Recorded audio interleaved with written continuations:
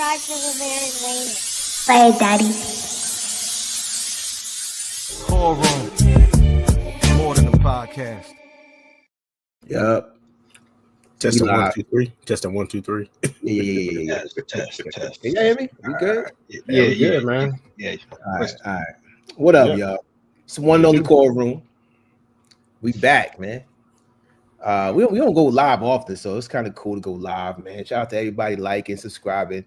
Hey, listen, special shout out to TikTok. Yo, What did TikTok do? if nobody else loves us They do. in this world of social media, it is TikTok. Bet. So I am going to send a special shout out to TikTok. TikTok be having us, the numbers be running up on TikTok. What? No. It's messed up. No, it's messed up when I do from the last time when Chuck said I did that. I always got something to say, but I do. So you guys heard about the recent changes in like in the next few days about TikTok. So So a new algorithm. it's gonna. So they just signed in the law the new algorithm for TikTok. It's gonna be a new algorithm that users are gonna have to download in the US to start running TikTok again. So yeah, it's gonna be very interesting how that unfolds. RIP to TikTok then, because The real one, the real TikTok is clearly this is about to be not the same that it used to be. But still, shout out to everybody who's following us on TikTok, who's getting it in with us. So yeah, man, y'all good? How y'all feeling? We good? Yeah. Oh yeah, shout out to Walt also, man. Oh yeah, Walt. Yeah, we miss you, my brother. Had his new baby. Congratulations on the baby. You know what I mean? For real, they stay second. They probably going on their probably 5th or 6th one. So congratulations. That's messed up.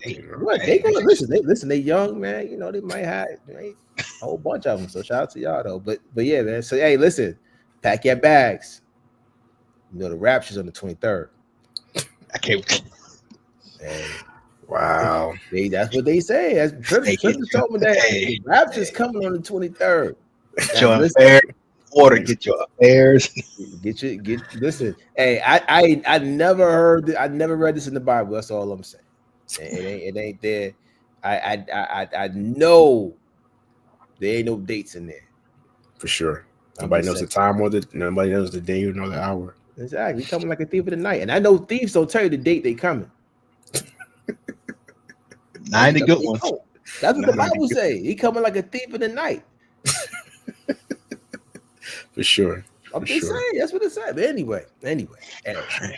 Listen, man. So you know, doing lives are cool because it's kind of like a freedom, for sure, know, to talk about some things. I always got a topic on deck. You know, listen. Trim don't know. I've been prepared talking. I probably had topics going back to 2003 that I'd be like just throwing in there. I've come up with. Come on, I've been doing this too long, my brothers. Too long, man.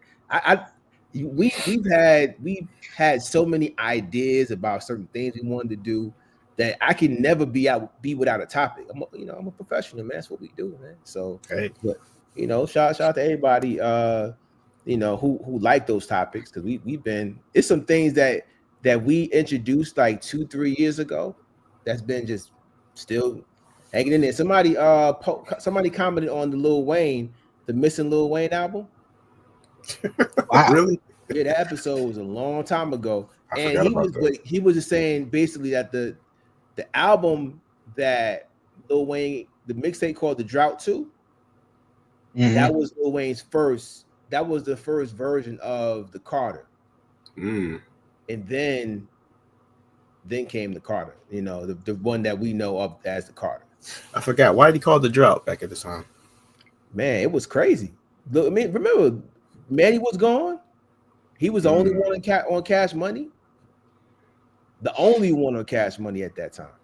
Yeah. Well, he had Bird. He was the only one on Cash Money. Add to that. You go double down. He's the only one. He was the only one. So he was With or holding it without down, man. Birdman, still. That time frame was crazy because like it was a lot of rappers who had their albums kind of either leaked or they had to go back and redo. Like, Hmm. 'cause I'm still searching for Lupe's first version of Food and Liquor. Ain't nowhere.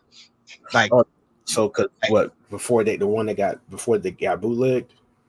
yeah, well, somebody at Atlantic actually leaked it, but it didn't have a lot of the samples and what have you wasn't clear yet.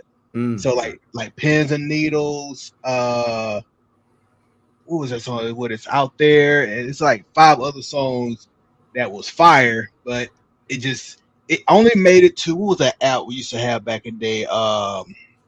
LimeWire? It was just mixtapes on it. Oh, that Piff. That Piff. Mhm. It was on there for a brief minute, then they pulled it, and then of course Lupe had to go back and kind of redo half the album again just to get it out. But Right. yeah, it was at mid 2000s. It was a lot of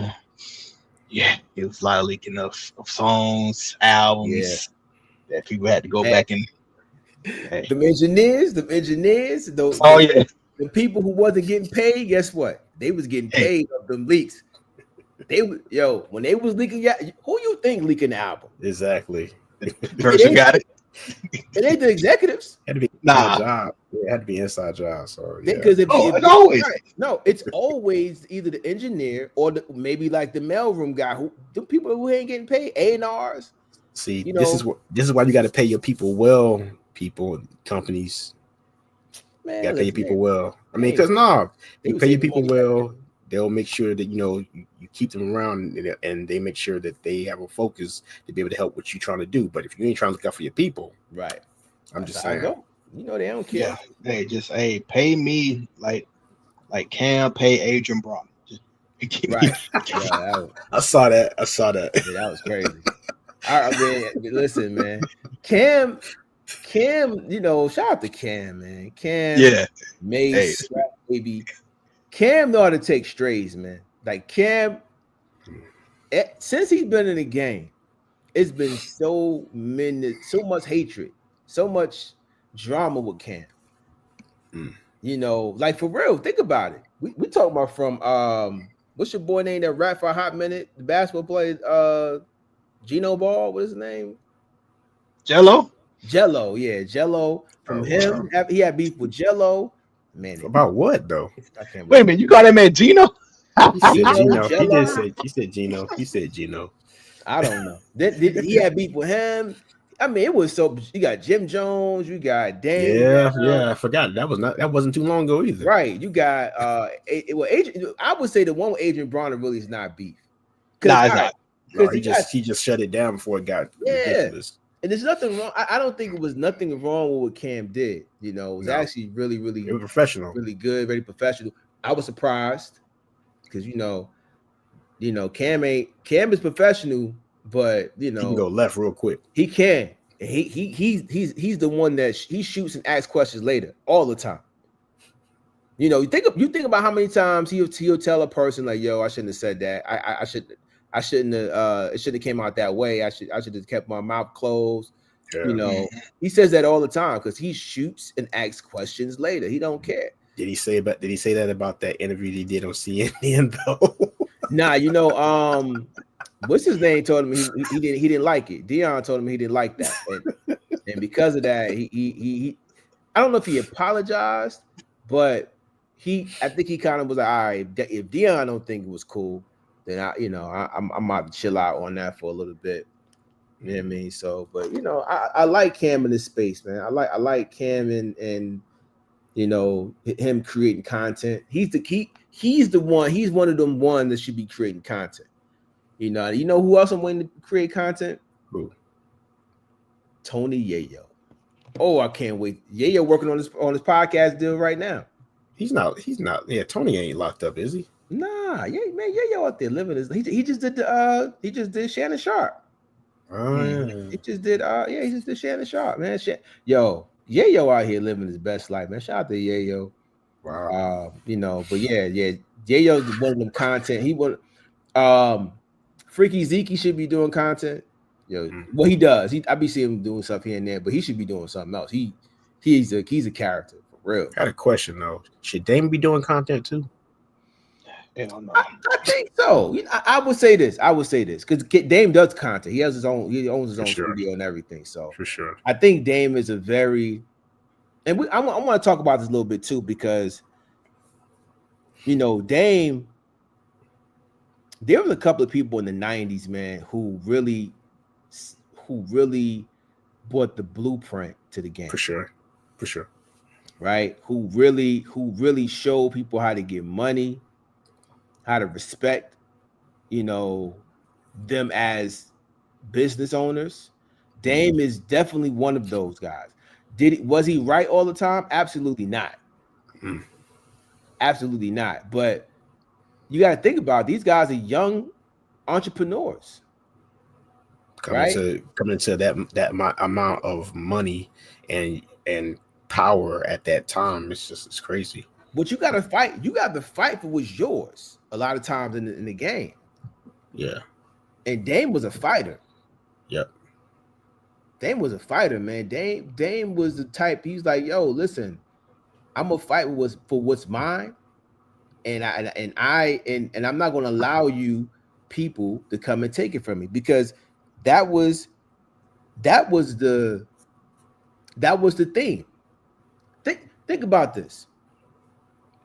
Before Rockefeller, Yeah. before Bad Boy, even before Uptown Records, right?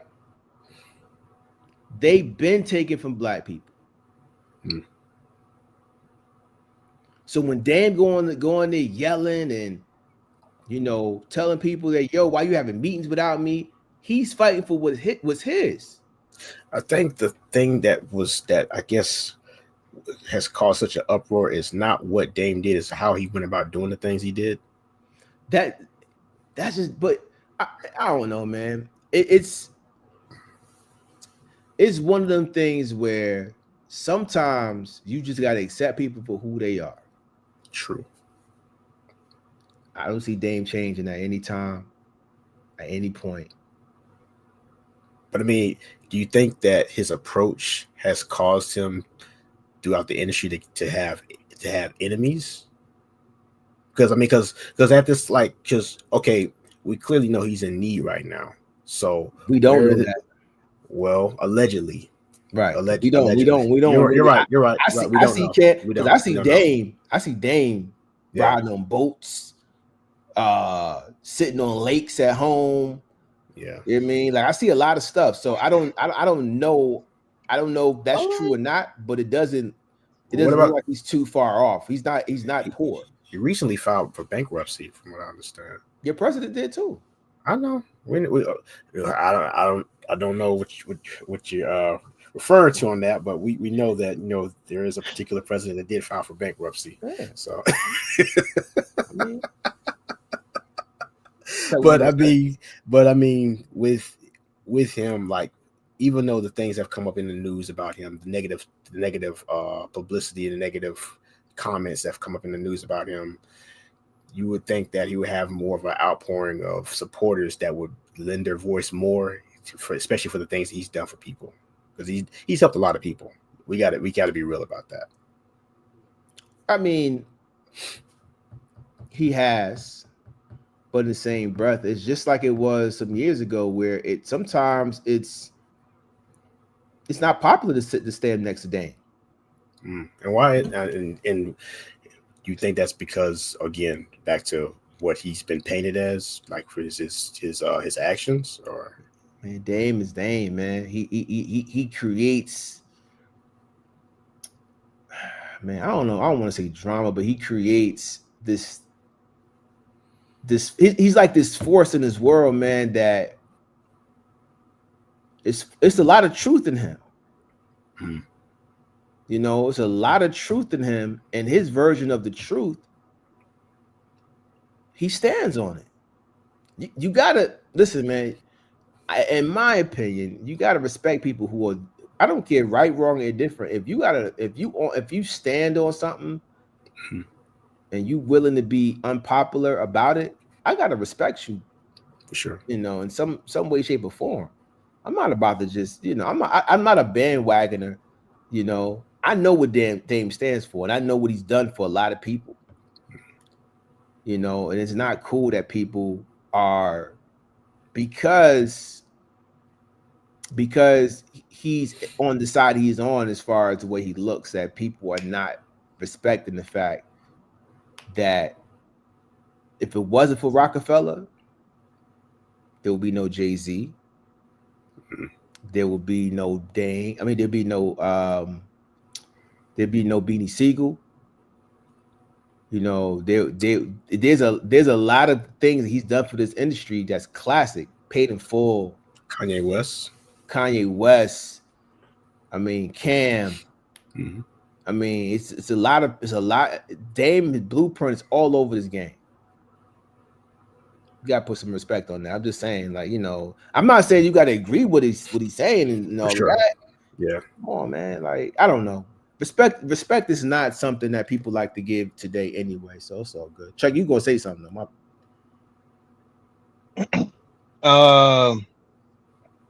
Yeah, Dame is a yeah, I was gonna talking about, because I know, like, I forgot this guy's name, because Cam had a long kind of soliloquy. It was about an hour, just kind of giving people a backstory on why he's going back and forth with Dame, right? And it's this light-skinned cat named Larry. So that's on the show tomorrow. That's on Talk with Flea. Yeah. Okay. That he had actual business dealings with Dame, and he was like, "Yo, Dame, don't let Dame fool you." There's a lot of, they went to a movie deal together. It went sideways. He had to end up paying back the company, and then Dame just kind of left him high and dry. So, and then on top of that, he's like, the stuff you see on IG, it's all rented. So, and there's nothing wrong with it, but don't go out there in front like you actually own this stuff. So, and we all know it's, when you start looking at social media, you have to take it with a grain of salt, because it's going to be a lot of smoke and mirrors. Yeah, everything.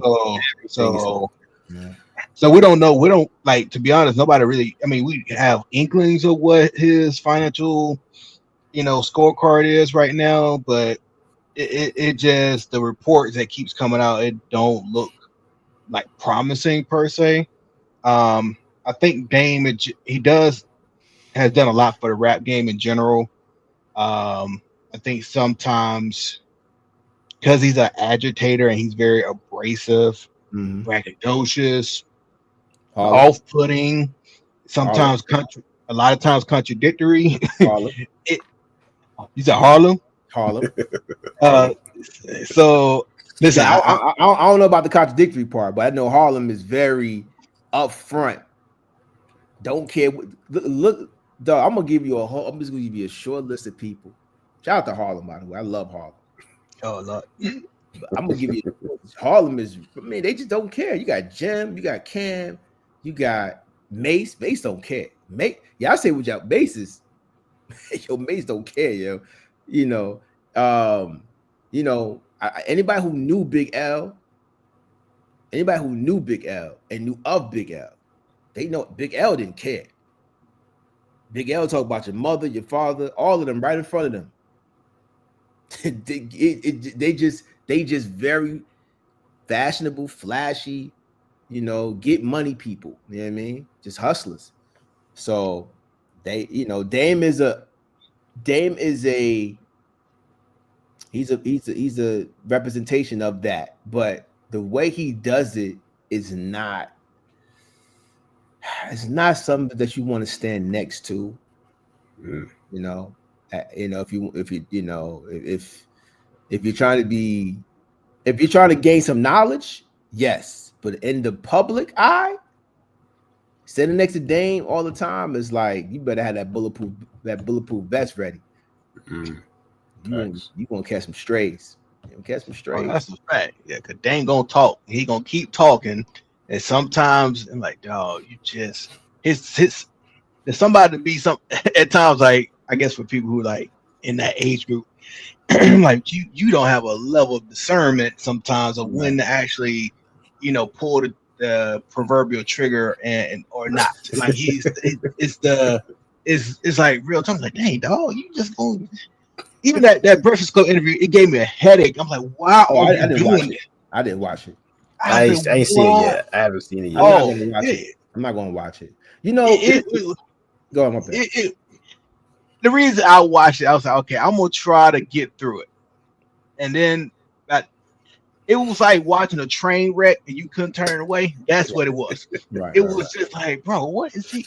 Like he was like, yeah, man, because he, as they always say, he always sounds smart to people who ain't smart. And when people said that, I was like, what do you mean by that? And as I kept listening to him, I was like, that's crazy. Okay, I was like, all right, I see what they mean. I see, because he'll say some stuff like, and he just be like just talking fast. And again, he'll say some stuff, and you gotta be paying attention. Is he gonna come back 20 minutes later? Like, you didn't say that originally. That wasn't your original statement, dog. So like, I said, that's okay. Now again, if you just sometimes with people, you just like, yeah, I'm gonna let him keep talking because eventually he's gonna trip himself up and he's gonna play himself out. And that's exactly how that was. And he was just like a certain thing. He would just tell like he was telling Charlamagne. He said, man. He said, I wish you just, you and Envy are both just really like, I should just come out and say y'all, bad for the other team. Yeah, he did. He did. He blatantly called Charlamagne gay. Yeah, I heard about that. I'm just like, but he was saying like it was supposed to be an insult. Like Charlamagne don't care. Like that is not how you. Like he said, Wendy Williams that's his OG. Like Wendy Williams is his OG, and they honestly. There's a lot of similarities to him and Wendy Williams. It's a lot, man. I'm just saying. They will put your business out there, man. She got it, and he learned. She was his mentor. I'm just saying, like that's not. If you're gonna try to win an argument with Charlamagne, that is not the route to go. I don't argue with people who it's very tough to argue with people who have a voice. Yeah. They both have voices, so he figured, it's whatever. But I think the hard part is it's hard to argue with somebody who already has put pretty much everything on the table already. Like Charlamagne has been very, for the most part, transparent about a lot of stuff in his life. So it's like he almost technically did the 8 Mile to himself as a public figure. So it's hard to like take these shots at him because he's just like, I done heard this stuff before. I don't really care about that. Like you better. Only way you can actually beat Charlamagne is you have to denounce his arguments with actual facts. If you can't do that, all them jabs, whatever, it's gonna be like Crawford versus Canelo. Where we gonna bring that up? Hey, Crawford, hey, Canelo was out there like, damn, shit. Right. Hey. Taking power shots ain't going nowhere. Just question about that. Y'all know how I feel about sports. Oh, we gonna hear before they go to. Nah. What you want to say? That was it rigged? Was it? Nah. Let me tell you. I know good fights, and I know like that fight. That was, technically one of the best fights I've ever seen. It was a good fight, and I'm not in no way, shape, or form not disputing Crawford his abilities as a boxer. He's definitely that guy. But I'm just wondering, like with stuff like this, money grabs. I wonder, when you start talking about certain amounts of money and different things can get a little bit tainted. So is there any reason that this could have been thrown in a certain kind of way? Not saying that Crawford would have lost anything, but was there some kind of persuasion possibility? The possibility that there was some kind of that's not throwing no fight, my brother. He was getting hit. Like I'm not disputing he wasn't getting hit. He was getting hit. I'm just saying. I know was throwing a fight. See, Mike Tyson threw that fight with Jake Paul. That was a thrown fight. Right? That if I looked at that fight, I'm like, yo, if I had to allege it or say, oh, you know what? That looked like a thrown fight. Canelo was catching I'm talking about blows, bro. Do you not see the best way to watch a boxing fight to see if it was thrown is to watch it in slow motion. And if you seen the connections that Bud was hitting him with, no, he hit him on one, and he was like, "Yo, like, where did that come from?" I saw it. Yeah, I think that's the first thing. All right, so yeah, the audience will bring y'all into something real quick. So we had this conversation in a group chat of like who's gonna win this fight. My dumb ass said Canelo. Yep, you sure did. I did say that for really one reason. I'm like, okay, damn, Crawford got to go up 2 weight classes. I don't know how his body gonna adapt to going up with that much weight. That was my concern against a very elite and experienced fighter. Then, because first of all, this fight was at like damn near 1:30 Eastern time in the morning, so I'm like struggle bus city trying to stay to watch this fight. I knew this fight was over when Bud came out with a Desperado. I said he got a guitar in his hand. He went and played the Desperado joint because that whole music, all that music was from the Desperado movie. I'm like, dang. I was like, is Canelo coming on? I thought that was Canelo too. I'm like, this dude went to Desperado. I'm like, wow. Then I was just like, then what? I'm gonna tell you what else came in my head. After he gets to the ring, you know, the first round about to start, I said, okay, Crawford win this fight. Because guess what came up on my actual IG at that point? A video of him and Shannon Sharp. They in the ring, and they're actually wrestling. I said, Crawford is actually holding his own against somebody who's 255. Yeah. And strongest. So I was like, oh man, this might be easy money right here. And sure enough, once he got in and once that first round started to happen, that's when I kind of started falling asleep at that point. But I said he is literally landing these these power shots. And then I went back after the fact and I was just like, yeah, Canelo underestimated how skilled Crawford was for getting in and out of spaces. Yeah, because he was stepping into the punches, bro. Like it wasn't like them boxing matches, but you kind of like on the ropes. Mm-hmm. Yeah, nah, bro. Nah, like Canelo looked, and then like I think what happened is Crawford, because he was able to get in and out of, he was hitting him with combos, then getting out, combos, getting out. And the more stuff that Canelo tried to counter with, he couldn't counter, and you can see his frustration as the fight grew into. Once he got to the 9th round, Canelo got desperate, and once you're as a fighter desperate, you lost. Like it's over because now he's just throwing power shots that ain't even nowhere near hitting. So he probably watched. I believe he watched Bud's. He watched his tape. Like he probably watched him as a fighter. But see, you don't supposed to watch tape on a fighter because they're not going to do the same thing anyway. Yeah, so you might listen. You either gonna come in and fight. It varies. I will say this. Yeah. Roy Jones Jr. said something when he fought James Toney. He said, I watched James Toney because James Toney was doing me. Pause. He literally was just basically mirroring all his actual moves. So he figured out before that fight that I'm gonna give him these moves I've been doing, and then I'm gonna give him something he hadn't seen before. And by the time he got to that 4th, 5th round, Roy started doing that peacocking, and James tried to do the same thing, and that's when he got caught with that left hook, but it went to sleep. So hey, listen, boxing is I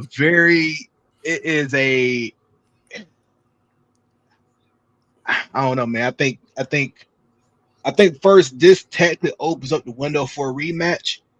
I don't know if Canelo's going to do it. I ain't taking no rematch. I wouldn't take a rematch either. I'm to my bud. I'll be honest with you. It's time to wrap it up. It might be time to go and give it up, man. It's been it ain't but so many fights you can really be in. Somebody's already trying to call him out that wants a fight, a title shot.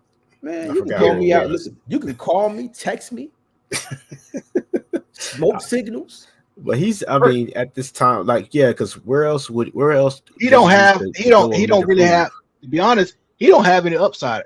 The only way he can technically even quote unquote further his legacy, he damn near got to go to heavyweight. Right. Like there's nowhere for him to go really. I mean, he's like, all right, I don't basically conquer the what is it? The 138 weight class, 147, 154. Now I'm at the 168. Like, where else I'm going to go? I'm basically gonna be a light. Gonna be a light heavyweight out here in a minute. So, I would let that go. I would let that go, man. I said, listen, I'm gonna end this on a good note and call it a day because I'm gonna let these other cornballs, aka Tank Davis and them, do these stupid fights. I'll tell you, these two fights that coming up gonna be straight ASS. I'm trying to keep my cursing low tonight, but I don't know how to go with it because you heard Mayweather's supposed to step in the fight step in the ring with Tyson, right? Who wanna see old brittle hands and old? Yeah. I started after. I wish I would. You think I'm not watching that fight at all. I don't care if it's free. It's going to be a nice little bag for everybody. But hey, listen, man, I'll be honest with you. You know, I'm just not really into the fake fights anymore. That Jake Paul versus Tyson fight is going to be the last one they get from me. I mean, and here's the thing: it ain't like I'm paying for it. You know, it's coming on Netflix. I ain't watching it. Well, in a sense, you kind of are paying for it. Yeah, exactly. He's already built. It's built into the subscription. But listen, I don't care. They can. Matter of fact, for that Mike Tyson Floyd Mayweather fight, they can say, "Chuck, I'm gonna give you $10K flight VIP." I'm like, "Ah, I'm good." You know what? I'm taking that. I know you would. Yeah, I'm taking that. That's you. You know what? I'm taking that.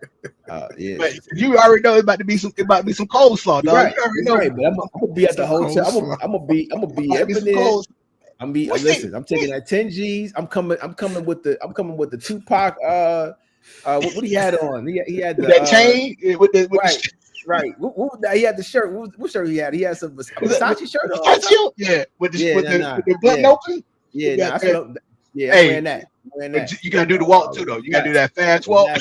He's like, click out a ball head. Yeah. I here looking like Pac. I'm just saying. Hey, I'm just saying because last time we see Mike looked sleepy at the fight. He looked like he walked out. He said, "Man, I'm past my bedtime. My knee hurt. I got an actual knee brace on." I said, "Oh yeah, this is nasty work." How much did he get for that fight too? A lot. It was a bad for him. It was a bad. Oh yeah, like 15, 20. Yeah, it's good. Hey, it was good money. But anyway, because at the end of the day, we ain't no more fake fights. I'm banning the fake fights. Y'all can do what y'all want to do. It just make sense. That's all I'm saying. Listen, why we got a heavyweight versus a welterweight? There's 100-pound difference between these two people. Yeah. All right, I'm good on that. But hey, let's talk about some music, man. What we got? So, what albums came out? We got it's been a nice little. So I listened to some of the Coast Contra. Oh yeah, that's the nasty work. Yeah, I gotta listen to that. Yeah, I was going to talk about Coast Contra because, you know, man, some of the best bars you're gonna hear from a rap group. Period. Ain't no weak links on that team whatsoever. Even Rio is the Spanish guy. His improvement has to be studied. Like from 2 years ago to current, his rapping ability is like NBA 2K when you buy all the virtual coins. Like you just buying up all your attributes. He just like, bro. I was like, bro, what is going on here? And then the twins, they just the twins. Like the Raz and Tej, they listen. Air Jamal be doing he be adding a little sauce on it, but he nice, so I gotta give it to him. You know, he be over the top at times. All of them is crazy with it, bro. They be it's like almost like battle rap, you know, amongst people that really rock with each other. You know what I mean? It's pretty dope. It's very theatrical. It's very it's pretty dope. If anybody ever wanted to say, hey, I wonder when Razcast and TJ Mosley had a baby. Because TJ Moses, those Razcast and TJ Moses had twins, and they're in that group, Coast Contra. Yep. If you ever wondered what that looked like, watch them. Because first of all, you know, teacher. Hey. Yeah, I love Teacher Moses. But yeah, nah, I love that group, man. That group is a phenomenal. It makes me hopeful for what the future is. And the album, the EP is dope. I like it. It's pretty dope. I heard some of those songs, I think, Yeah.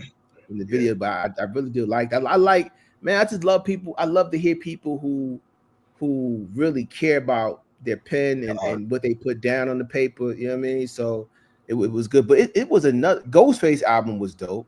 I'm in the middle of that one. I haven't finished I'm still listening at the to it beginning of already. that one. Those album, It hasn't.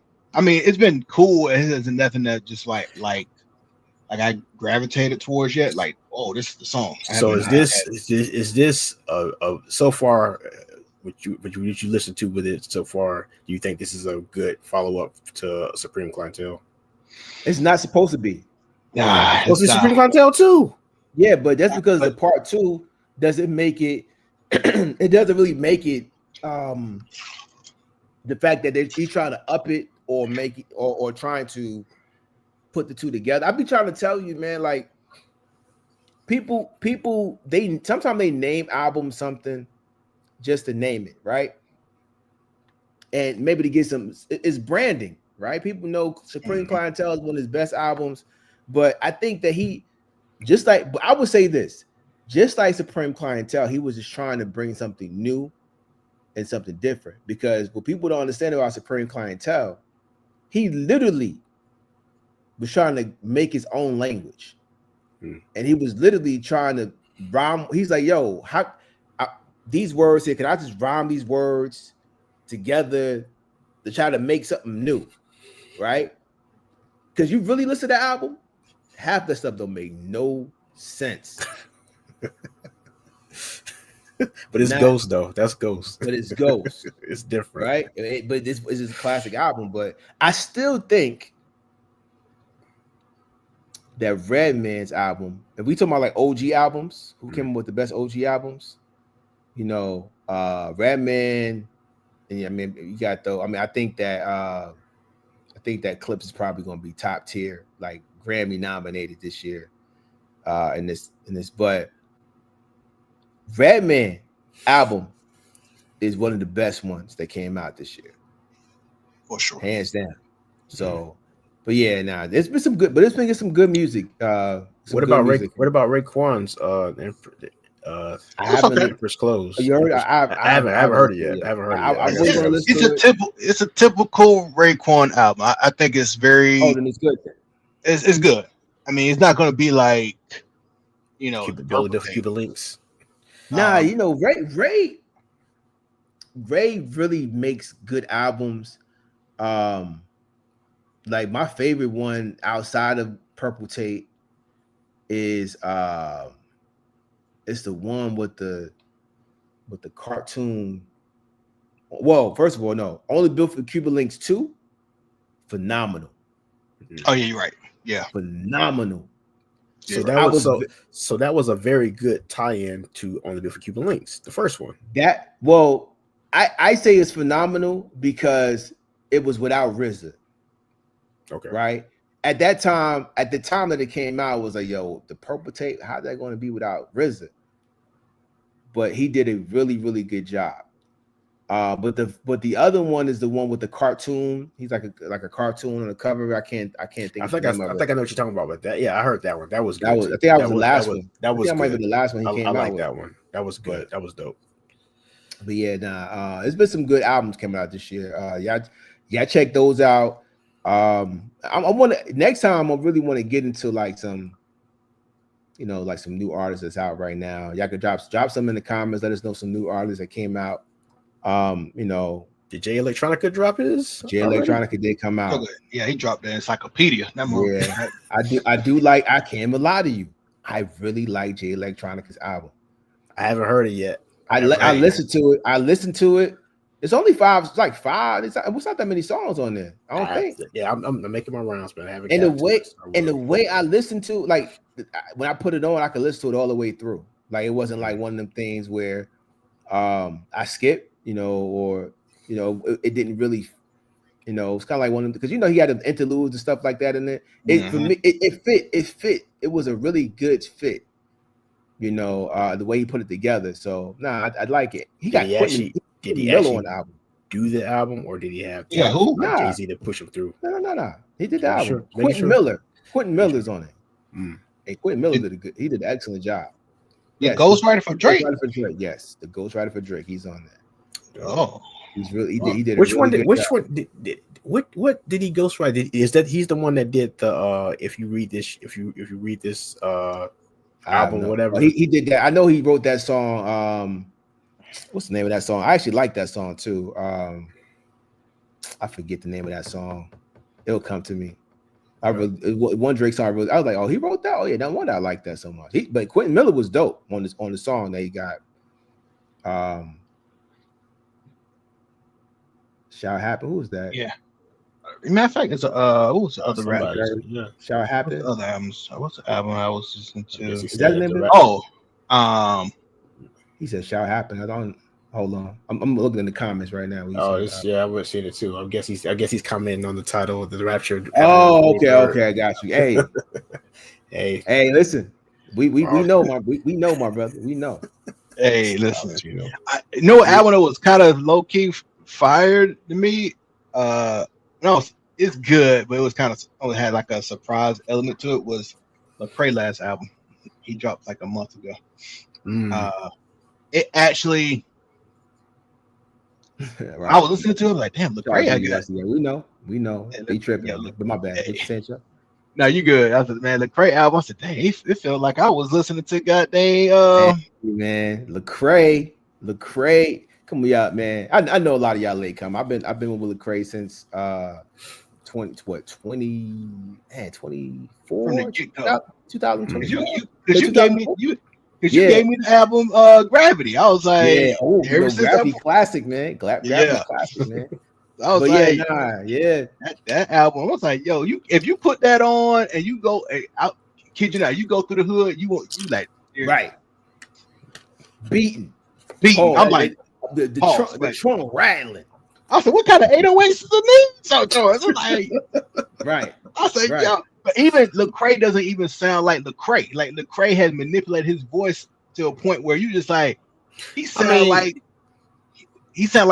he he could have been rapping with Gunna and them. Everybody's like, yo, why does he sound like this? Now Lecrae. Hey, you know, I'm gonna say this too about because I mean, like we bouncing around, we just talking here, right? Yeah. All right. So there's certain artists, certain rappers that are all right. Lecrae is an artist that does secular music, right? Like what he does music with secular artists, right? Mm-hmm. What are y'all thoughts about that? About someone who's Christian, right, or someone who believes, who's that presents a lot of biblical standards in their music, right? A lot of things. What do you think about artists like that, who actually do songs with? He had a song with Crit. Mm-hmm. Long time. That was on Gravity, I think. Yep. Now he got a song with Killer Mike and T.I. right now. That's right. Right. Yeah, I heard that. That very fire. That video was dope too. Very dope. It's different. What do you think about that? What are your thoughts on that?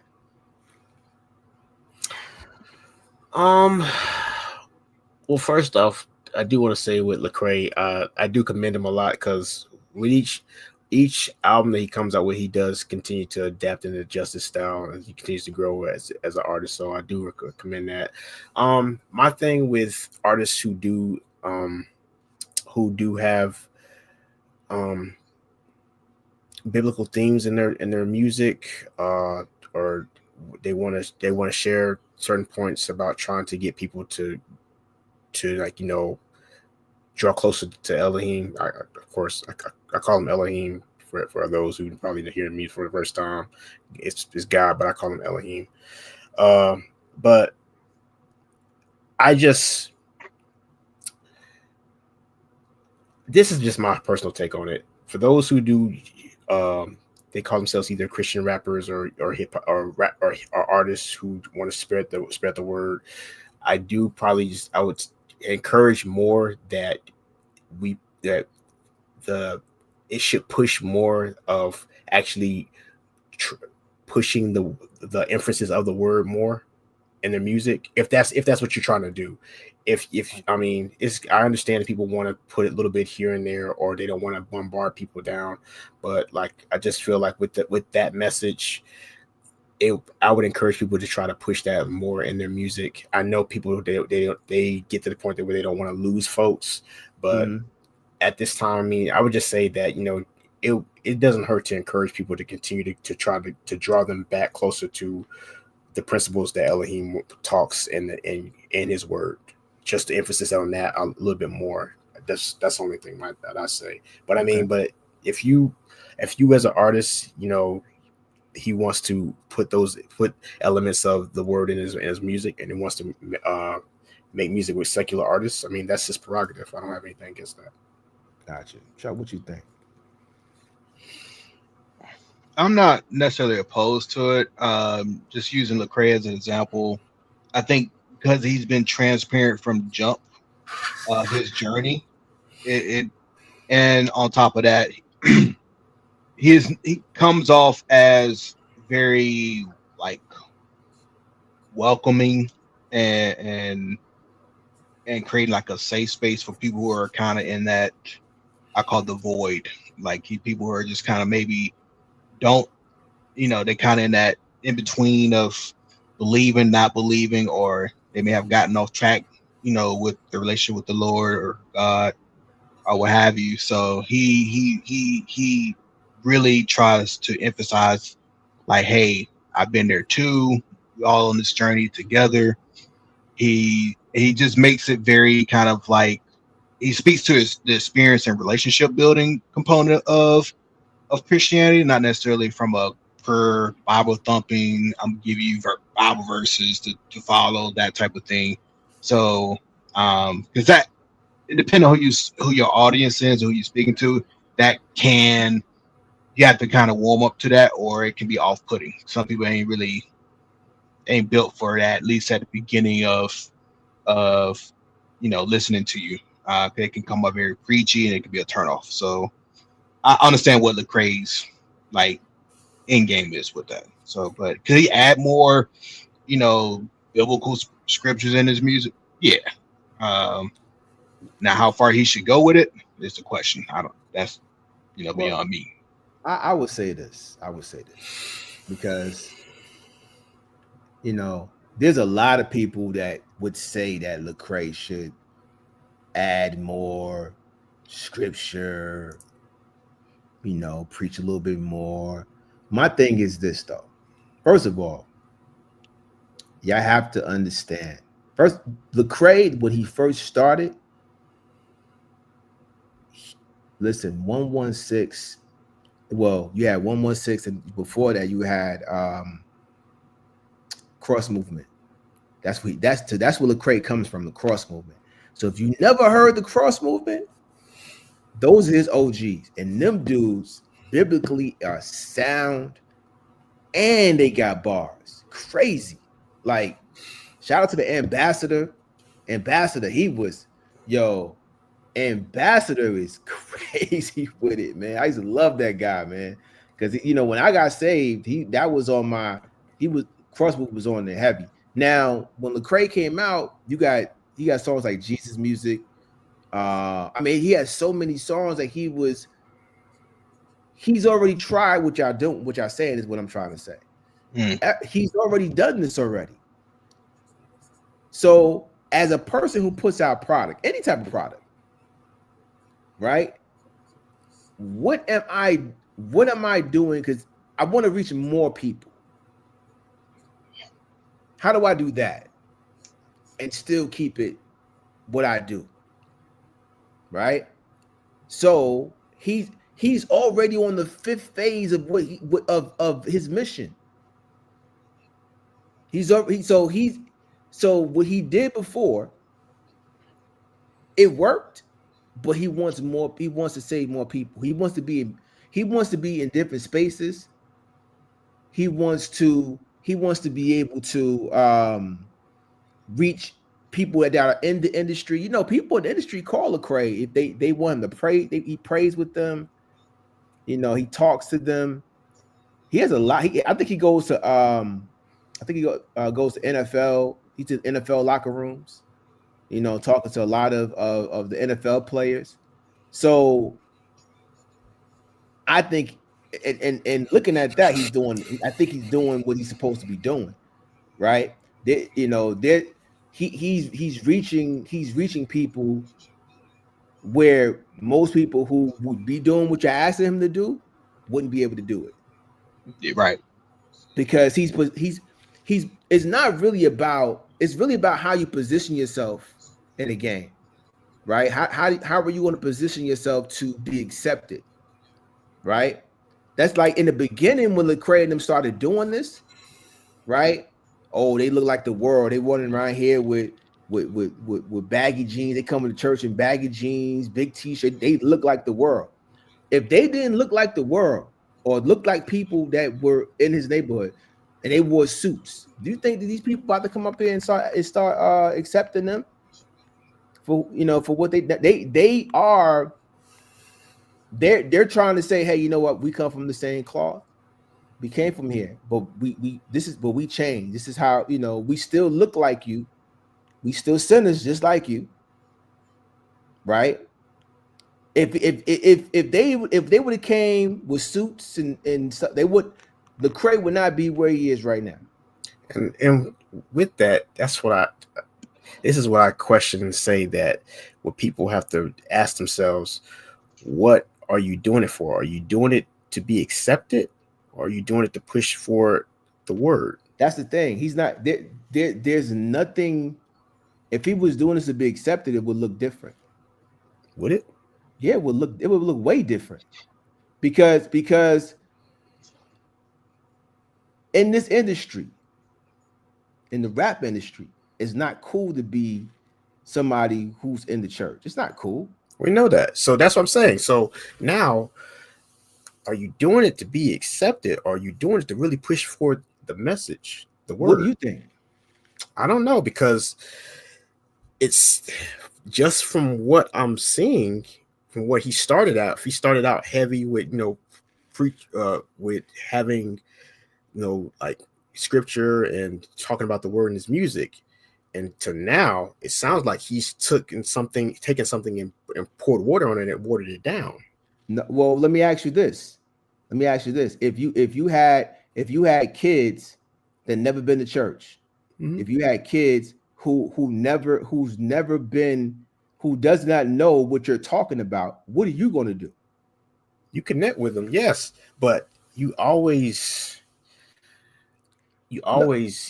I'm asking you. What I would do, what would you do? I would continue to preach the message that if I felt strong about the message that I'm preaching, and I really, and my emphasis, my effort is to draw people to Yah, to Elohim. I don't care how I'm being received or anything. My message is to try to get it out there as much as possible, and I would continue to push that and dig deeper into it. And I say that because I know Lecrae, out of everybody that we've known, out of like hip hop Christian rappers, we're gonna name Lecrae because Lecrae is the most famous and known right now. It used to be somebody else though, but yeah, but he's it. When we say right. Christian rap hip hop, we see Lecrae. We don't see we don't see like the people that I listen to. We don't see Eshawn Burgundy. We don't see No Name Servant. We don't see Anvil the Servant. We don't see those artists like that, because those artists that I'm talking about, their message and their music is heavily influenced, so it pushes more to back to the word. But see, that's the thing though. Just because he doesn't rap, it doesn't mean when he goes to these big conferences when he goes to speak to the kids and at youth camps, it doesn't mean that he's not singing it, right? Yeah. The thing about it is that there's room. Everybody, you got the Eshon Burgundies, you have a lot of people who do that same thing. What I'm saying is that Lecrae is the blueprint for all those rappers you just mentioned, right? He's done this already. So because he's done this already, everybody has different visions on how. Well, let's say this: if everybody was the same, then it wouldn't be. It would just be that. It would be the same old, right? Yeah. If we all have different ways to reach people, it can still have the same ending, right? You're right. You're You right. know, so it doesn't really have everything. Can't I don't think that. I think where we go wrong is that people don't they tend to judge because it's not being done the way they want it to be done, right? And you know, where biblically there's nothing wrong with what Lecrae is doing, right? There's nothing. He ain't denying Jesus. He just scaled it back a little bit, right? So now I can reach a different demographic, right? Because here's the thing: all these people you mentioned are they're preaching to the choir, right? Which is okay because the choir still needs it, right? But then if I say, hey, you know what? What about these people who really don't know or never picked up a Bible, right? They can go back and listen to the first 3 albums of mine, right? Listen, I quoted scriptures. I'm unashamed, 116. I did all of that, right? Yeah. But you know, it's just a different way. I think it's just a different way. Everybody, we all should be able to function in the same space because we all have the same objective. Yeah, and it says in the word too, like that people, we all have different talents in the same in the body of Messiah, that we have different functions and talents, but it all connects to one place. So yeah, true. The only thing is that's different is the reason why I bring concern about it, how Lecrae's going about it, is that I question how much of relevance he's bringing his music to where we should be looking at currently right now, what's going on in the day's time and age. And the reason why I say that's because the artists that I mentioned earlier, their music is adapting, and they're adapting to the times and what's going on currently and what we're looking at and things that we should be seeing as believers and just people in general of what's coming, that we are like. How do you get them there though? You gotta. How do you get okay, it's going well, through things, let's right? be real. Yeah, the music is one thing, but I don't think, as far as like with the message, you shouldn't change the message, because we know the reason why I say you shouldn't change the message is because Elohim doesn't change. He's calling us to be set apart. Now he has to change the message though. Yeah. Lecrae has to change the message, I should say. He has to change the message. It's like this. He's watering it down. Well, so it's like this he's though. mentioning it like the song that he has with T.I. and Killer Mike. He's watering it down. He's talking about other things instead of what as far as like, okay,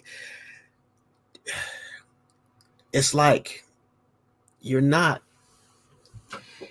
preparing people. Okay, yeah, you want to give them something that they want to hear, but what can they draw from this? What is going to actually help them to grow? Because what's going on is that people are saying things that people want to hear, and what's happening spiritually as people, we're not growing off of the stuff that we're receiving. We're still getting formula when we should be trying to advance to like actual solid food. But see, that's the thing. That's the thing, though. What you're saying, you're giving a baby solid food. But how long are we going to be a baby? Exactly. But he's not. He's preaching to babies. But he's not.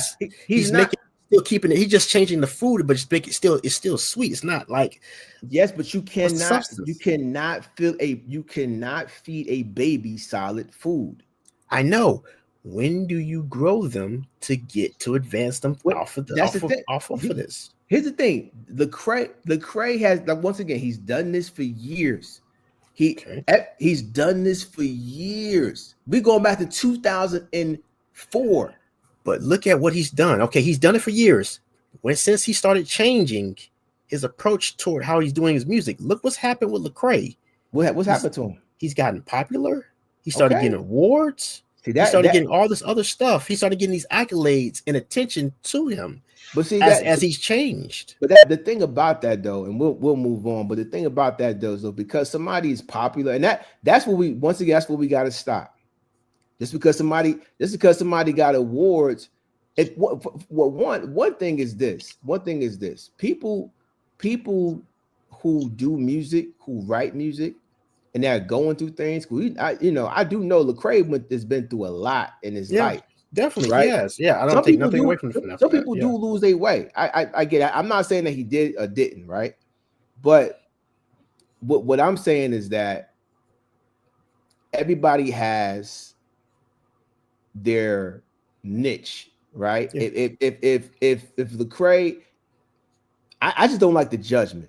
I don't like the judgment on it because I'm not saying you are. I'm just bringing up questions. About people generally speaking like to judge because he's popular, and I guess that always happens with the guy who seemingly is the more popular one, right? So it is what it is. But I say this: just don't forget everybody has the same agenda, because then you got to look at people like Malice from the Clips, right? He's positioned himself in a way where when they hear Push, the type of people that comes to the concert or listen to the album, they can get something. They might be able to get something else. When they listen to an interview, they might be able to get a different. He's positioned himself in a way where he could reach a certain person that somebody behind a pulpit wouldn't be able to reach. Right, so that's all I'm saying. But let's understand that whatever that is, or whatever a person is doing, just pray that he has the same result. Let's say that. I pray he does, man, and I pray that that he's sticking to his mission of wanting to make sure he brings people out to draw them. The man gives thousands of Bibles across the world. Yeah, I mean that's places where they don't want supposed to have Bibles. Keep in mind, so does a certain president. Man, we ain't talking about him. He does. He's charging people for it. Hey, good morning, Kimberly. Good morning. He's charging people for it. So listen. I want to talk about, because we were talking about earlier about what's up? We were talking about Dame, right? Mm-hmm. I want to talk about Puff for a minute. Uh-oh. Man, not Sean Combs. Not Sean Combs. Hey, we go from Christianity to Puff. Yeah. We here for it. We here for the smoke. We bouncing around. The smoke. Hey, that's definition of that. All they we're going to talk about is Ralph Tresvant. We good. Nah, but here's the thing, though. We're already getting hated for that. We only stick it to the music. That is music. We talking about pre-Baby Oil Puff. Oh, well, he might have been Baby Oil back then, but that's beside. You know what? But we talking about Puff, Bad Boy, right? Yeah. And y'all can say what y'all want about him, but In the 90s, he was that guy for a minute. He He was was. that guy.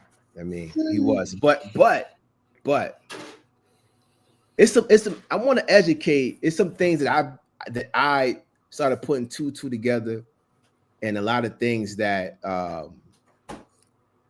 that propel Puff to be one of the biggest producers to ever do it, right? Man, it was a lot of thievery. A lot Oh of yeah. thievery rumors going on about Puff, right? And here's what I mean, because we know everybody said, "Oh, Puff was," because see, the rumor was they were saying how Puff was stealing samples, right? Yes. And I didn't really understand what that meant. But let me educate. I'm going to break this down a little bit here. Oh, Because wait, we doing a forgotten gem? this might be a forgotten gems, Oh, man. This might snap. be a forgotten gems, man. You know, We'll forget the this a gem. little story. It's a little story time. You know what I mean? A little story time. So all right. We gonna go to Exhibit A. Exhibit A. This guy right here. I don't know if y'all can see this guy right here. See this guy right here. Yeah. Big. This is the Notorious B.I.G. R.I.P. to the Notorious B.I.G. Right? So And hands down, Notorious B.I.G. is the best to ever do it within 3 years. Keep in mind, Puff Big was only around for 3 years. And lyrically, y'all will never touch the Notorious B.I.G. Y'all will never be able to put the cadence together, the way the word play. This y'all can. It's been years of this, so I can honestly say this: y'all not touching the Notorious B.I.G. You bring your best rapper, Lil Wayne, all of them. Y'all not doing it like Big, right? But I digress. So here's the thing. We're gonna go back. I want to go back to like 90, 92, 90, 92, right? Somewhere around there. Remember, Puff got booted out of Uptown Records, right? He got booted out of Uptown Records. They fired him. Mm. The only thing that Andre Harrell let him go with was Biggie. Oh, so Biggie was at the time Biggie was about to get signed to Uptown. exactly. He was signed to Uptown. Mm. The only thing he let him take with him was Biggie. He built because Puff low key built Uptown for the most part. For the most, well, not let me say actually no. I'm not gonna say that because Heavy D to me was one of the bigger artists over there, right? Sure. We get to him later on. So now at this time, Big is still running around, you know, still promoting. He's Biggie Smalls. He's Biggie Smalls, right? Puff is starting Bad Boy. Now, this is where a little thievery starts to happen. This is what we find out. Mm. So, Big name is blowing up. Biggie Smalls, Biggie Smalls, Biggie Smalls. And this white rapper on the West Coast threatens to sue Biggie. Hmm. He says, if you use the name Biggie Smalls, because that's my name, Biggie Smalls, I will sue you. Right? So now Big is without a name because they remember Puff ain't got money like that. Puff just left, he got fired.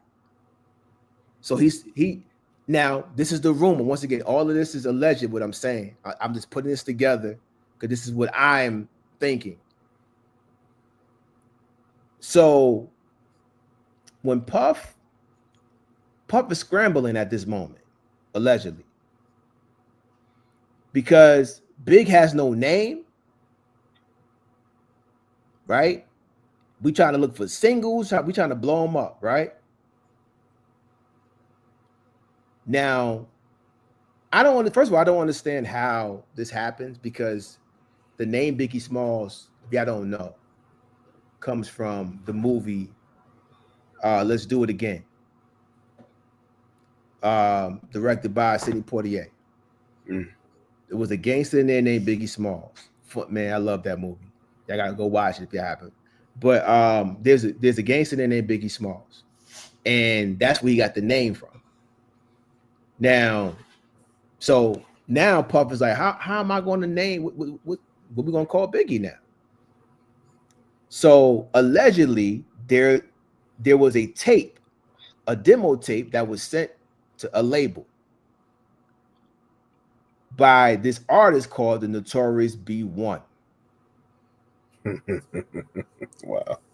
Have you ever heard of this song? Y'all heard this song? Never heard of it.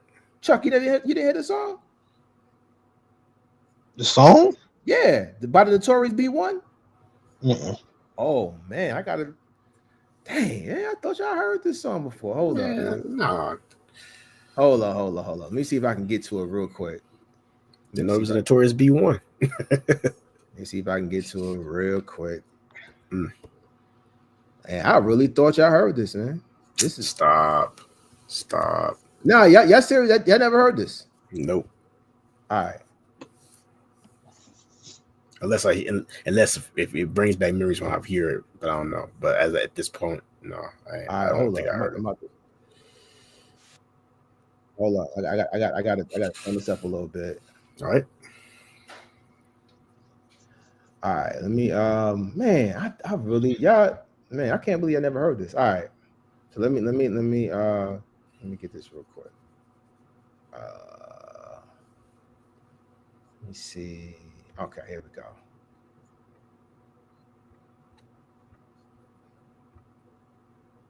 All right, listen to this. Can y'all see it? Yep. All right, hold up. Here comes the man with the big belly. Here comes the man with the big belly. Here comes the man with the big belly. Here comes the man with the big belly. Make way, 'cause here comes the big belly nigga. On my way up with my finger on the trigger. Just for protection, 'cause niggas be Wow. on the map and lay your boy nap. But I ain't the one to fall short like a buster. My dick's in your mouth, so I guess you a sucker. Niggas always tell me, damn, you can tell teeth when they come to raps. I guess I'm a OG.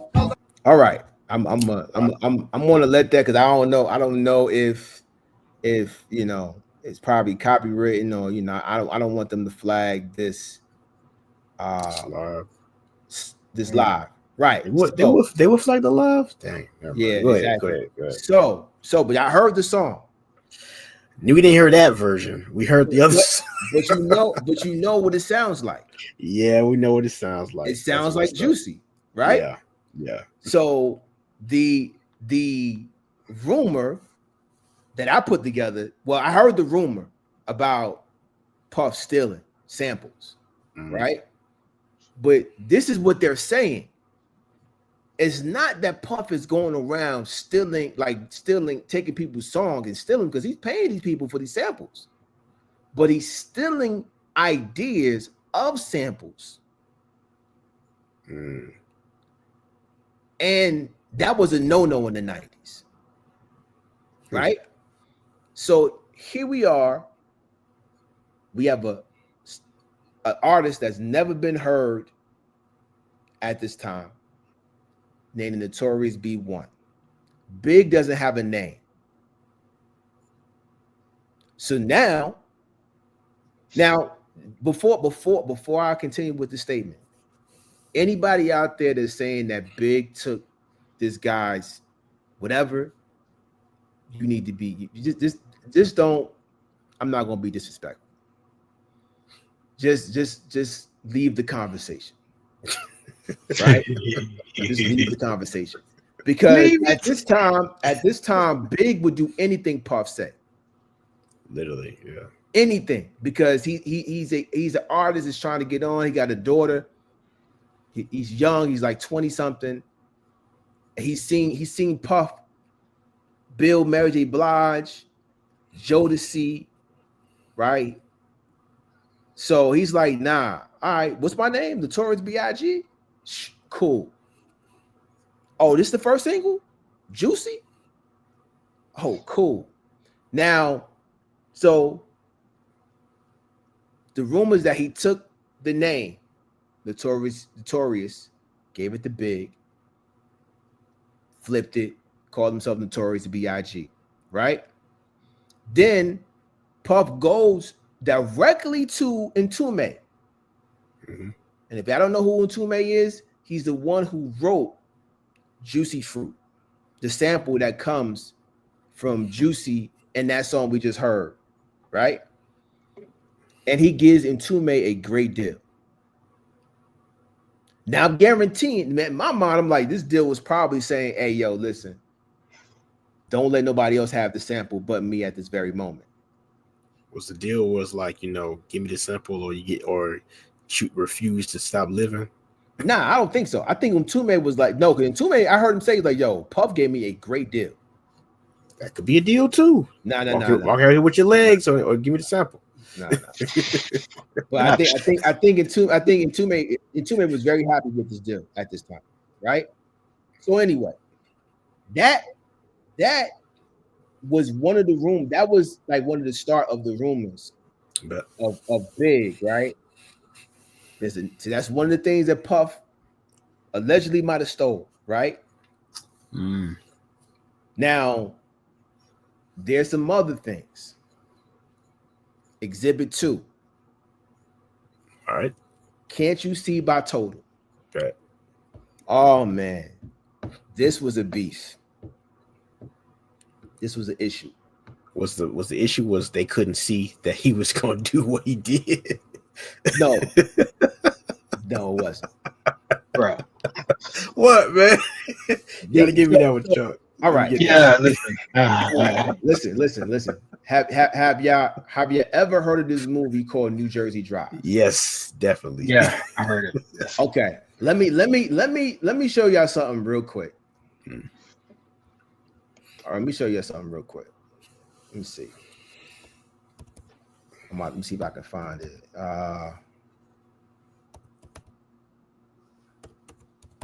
All right. New Jersey Drive. I need the soundtrack. I'm gonna show y'all the soundtrack listing. All right. Let me see. Is this it? All right. Let me see if I can make this a little bit bigger. Pause. Is this it? All right. So there was something strange that I had to put this together because I'm an analytical type of person, right? Like I analyze everything. So there were 2 versions of the album, the soundtrack, New Jersey Drive. Right? That was probably back around that time. Well, no, it was not 2 versions, but 2 volumes of this album. Now, if you see right here, Total featuring Biggie, Can't You See, is on this one, right? Now, I'm trying to see if I can find the day that it came out. Looks like it might have came out in like November 5th, right? Now, I'm gonna see if I can find volume 2, right? I didn't know there was 2 volumes to that soundtrack. Exactly, and that's what I'm saying. Now, there was a song that was on the New Jersey Drive soundtrack called Heads Ain't Ready. Right? I'm trying to see if I can find it. I don't know if I can't find it, but from what I remember reading, these 2 songs, one came out on volume 1, right? We saw that Can't You See by Total was on volume 1, and the song Heads Ain't Ready by Boot Camp Click, was on volume 2. Wow. Right? What are the odds? Now, right. So I'm gonna let y'all listen to Heads Ain't Ready. Because I'm sure we know what can't you see by total sounds like? Oh, let me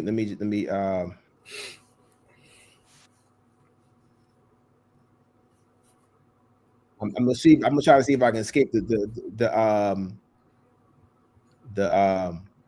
YouTube police on this one. I don't think I am, but it's whatever. Yeah. I'm Haters. I'm here to educate the people. You here for the smoke too, huh? Yeah, no, I'm not YouTube, man. Not YouTube. I don't want no smoke. I don't want no smoke from YouTube. But I do want to educate the people because I mean, if you don't want to listen, I get it, I understand. But this kind of hip hop nerd stuff. But I feel like people should know. Hey, they love the Raising Canaan joint. We have to bring that Yeah. back and repost that. So you know. Yeah, I think the people should know though. You know where these things come from at times. You know what I mean? That's what we built. That's what we built the channel on. So that's what we're gonna continue to do. Education. Yes, sir. So hold up. Here it is right here.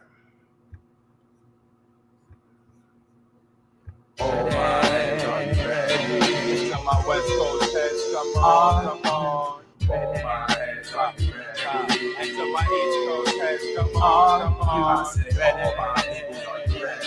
And all my heads that's overseas, come on. People, are you ready? Motherfucker had it up the here. From my chest Hold to up. my head. When the lead take your I just realized this. Hold up. Different version. This is a different version. Oh, so they changed. They made it. They So was had- is it a remix? That was a remix, I think. Hold on, let me get the other original version. Cause that. All right, so go ahead. why you doing that? Just to add some more context to your first bullet point with the Juicy song. Found out today, this might be new to me, but old to y'all. That was technically P Rock's song. It's new to me too, right there. So P Rock made the original song, and Puffy liked the song, and basically went to Trap Masters and was like, just recreate it. So Pete Rock all this time was like, yo, that's kind of wild, but he let it go. But yeah, there's actual. I listened to it. I said, okay, I see what he did. Like, it's imagine the M2 sample, but how Pete Rock would normally do a song at that point in time with the drum pattern, and then what did it just told Trap Master to take that drum pattern off and just make it more simplified. And here it is. So yeah, right. That's what's up. Actually, you know what? I didn't even know Track Masters did that joint. That's crazy. So yeah, it's kind of I was like, dang, Pete Rock. Yeah, they got me. That's hey. Wild time right here. Nah, back then Puff was he didn't care. You know, he didn't care. Like he was that money. Nah, man. He was doing a lot, man. All right. Here we are right here. So, like I said, now as we heard, they remixed it. Black Moon was pretty good at remixing stuff. Oh, you know, shout out to EVD, Buckshot. What's the other one? But yeah, that. So here it is right here. Let me do this record. Here we go. All right. So, all right. Let's see. Yeah, that's what I'm talking about. I think this is it. Who can't click? Heads ain't ready for the click we got. Heads ain't ready, then I swear they know. Heads ain't ready for the click we got. Heads ain't ready, man, I swear they not. Heads ain't ready for the click we got. Heads ain't ready, man, I swear. Nowadays I had it up to here, from my chest to my head. When the Buddha bless my heart, the eyes are red. Coming for ya, 3, 2, 1, nice to know ya. You wanted to pop junks and I was like a little figure on the Heads floor. ain't Yeah. ready, grab the original guns and machetes. I pin that to the grass like I was Teddy. Cause brothers ain't ready for the froze and the dreads. Hit you with the Glock from your toes to your head. There's an X amount of yard, that's the guard. We pass it over here so I can get irie. Why we smoke so much, brothers? Now I heard this first. I heard that first. I heard that version. I heard that sample. I heard that first. Right? So then now, but here's the thing. And now I don't know what version came out on the New Jersey Jive soundtrack, but I heard that version of Heads Ain't Ready first. Before I heard the version that we just played. So in my mind, I'm like, well, dang, did Puff tell them to put his on volume 1? Did he pay somebody to put his on volume 1? He probably did. And then they probably heard that song on it, and they probably told him like, yo, now I gotta. They probably was mad. They probably switch it up. Yeah. Yo, that was really like you said, that was a really big thing. They didn't like you going and taking their ideas back and stealing that stuff and going back and just doing something that they came up with. Even though we all know it's a James Brown sample, but still, oh yeah, for sure. they didn't like the fact that came up with that idea first. Right. So I got one more exhibit. We know Puff is a thief. Do we? We know he was stealing. He was stealing from stealing people ideas, man. Allegedly, right? And publishing allegedly. Hey, just It's a lot of. Hey. He's a shrewd businessman. I don't know if that's there's a difference between being shrewd and just being a thief. You're just stealing. So exhibit 3, the Montel Jordan theory. Okay, what's the Montel Jordan theory? Here we go. Okay. Down. Montel Jordan, Mm-hmm. album 2. Remember he had the song called "Let's Ride." Yeah. Right. Do you remember how that song sound? That's right. Doom, doom, doom, doom. Yeah. I got the cadence in my head. Yeah. What song did that sound like? That was on Bad Boy. I don't know. It's been a minute since I heard that. Yeah, I might have to hear "Let's Ride" again, man. Okay, hold up. And the theory that you're trying to point to, sir. I'm trying to figure what Bad Boy song. Yeah, you might have to put all your facts together and present it like Perry Mason here. So right. Oh, okay. 112. There you go. yeah. Okay. Let me I got it here. I got it. Yeah, Will you just all right, Trim? Use your producer brain and take the bass line. Think about the bass line of the song, and you'll be able to connect the dots. I'm just listen. It's see, did it slick, man. He'll take 1 or 2 items and just kind of like and do that Dr. Dre on there, filter this, wait. that little part there, change that up. Then we got but he didn't say he produced the song all by himself. Dr. Dre would say that. That's right. You got me on that one. Dr. Dre would say he did it all by himself and not give nobody the credit. Puff at least would give people the credit that actually did it. Credit, right? So all right, let me show y'all this real quick. Hey, listen, man. Hey, if I'm wrong, I'm wrong. But this is what I put together. Hey, it's what I put together because I'm like, yo, this right here sound way too similar. Like that, It's been a minute I heard this. Oh wow. Right. Peaches and cream, that's crazy. Tell a bellman I need some more towels up here. He stole this. All right. Oh my Hey, goodness. I No, not told peaches, not peaches and cream. What was that name of that No. song from 112? you. I forgot the name of the song. But Darn it. one tell sing to you? What kind of feeling does it bring to you? Yeah. That's it. What's the name of the song? I forgot it. It's not peaches and cream, but what's the name of the song? I forgot the name of the song. Dang, I did not know that at the time that that I song don't want came to sing out. it because it's gonna be sound wild singing this song. Right. Oh, that's messed up. Are you serious? Yeah, I guess. Come Yep, it's going on. anywhere. Well, you know Anywhere. what? Anywhere? Yeah, we Yeah, can take anywhere. it. Anywhere. Oh my goodness. But you know what? He did the same thing again with so with SWV, I Need Love. He basically just took he just took 10 Crack Commandments and just put that on I Need Love for SWV. Well, here's the thing. Because see, Puff, at one point, people was like, yo, forget it. It worked. It's whatever now, right? Yeah, It's whatever. We at this point we know Puff does these things. Damn. That at this moment, at this time, we're like, forget it. Yo, that's wild. Hey, you know it's bad when you just like, man, we concede that he's thieving out here and we ain't got no recourse. We just go out here. It's just what it is. Damn. It's what it is. Crazy. But Puff, heck, as far as stealing beats, somebody did it to him. Somebody did it to Big.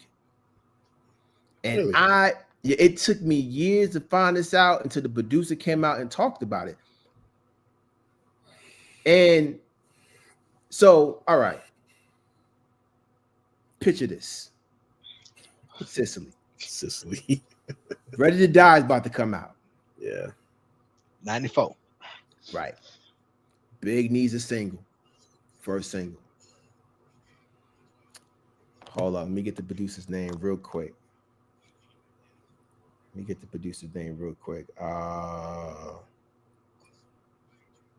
me see. Let's see. The producer. I used to know his name by heart. I don't know it by heart. It is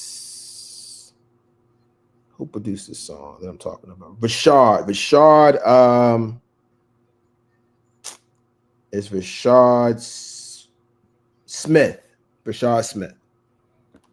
This is producer. So he goes to Rashad Smith. He's like, yo, that beat is dope. I need that for my first single. He was like, cool, I got you. At this time, Rashad Smith ain't doing too well. Rashad Smith is a very accomplished producer. He's doing well at this time too. So he said, listen. No, Puff wanted it. Puff heard it. He was like, yo, I want that for Big. Big heard it. He's like, nah, I like that. So Rashad was like, cool. Hey, open up the budget. Oh, I remember this. Yeah. Open up the budget and we can get it cracking. Because I need money right now. He said, yo, Big's budget ain't open right now. He said, oh, okay. He said, all right, boom. So I just got to wait. So Chris Lighty comes to him. Oh, I'm reading about this. Yeah. Chris Lighty's like, yo. And once again, hold up. These producers that used to think they slick. Because this happened a lot in the 90s. They would play songs. Yeah. And they were like, oh, no, that's for Big. That's for Big. No. You can't have that beat. Yeah. Right? No one is hot. But they like, nah, you can't have that beat. So Chris Lighty was like, yo, how much Puff is paying you for this beat? He's like, yo, he hasn't paid me yet. He said, whatever he's going to pay you, I will pay you double for this beat. He said, fine, I need the money. The same day Big's budget opens up. It's either the same day or the day the check cleared from this song. And Chris Lighty took that song and gave it to LL Cool J. Yep. And what's the name of the song now that we know famously for LL Cool J for? Doing It. And for years, I did not understand why this song said Brooklyn all through it. It took me years. He's from Queens. Yeah. Why is the song says Brooklyn all through the song? It was because it was made for Big. Hey, he said he grew up in Queens. She was raised up in Brooklyn. He explained That's that. He was being slick. It was cool. It was dope, right? But I know there's no way that you're going to be putting a song that says Brooklyn on for a Queens dude. I don't care how you flip it and bounce it. They're not going to have Go Brooklyn. Go Brooklyn? Yeah, that's true. Go Brooklyn? Nah. Man, but LL explained it. He said he grew up in Queens. She was raised up in Brooklyn. He explained it, but it's still saying Go Brooklyn. Like that's giving Brooklyn way too much props for somebody that's from Queens.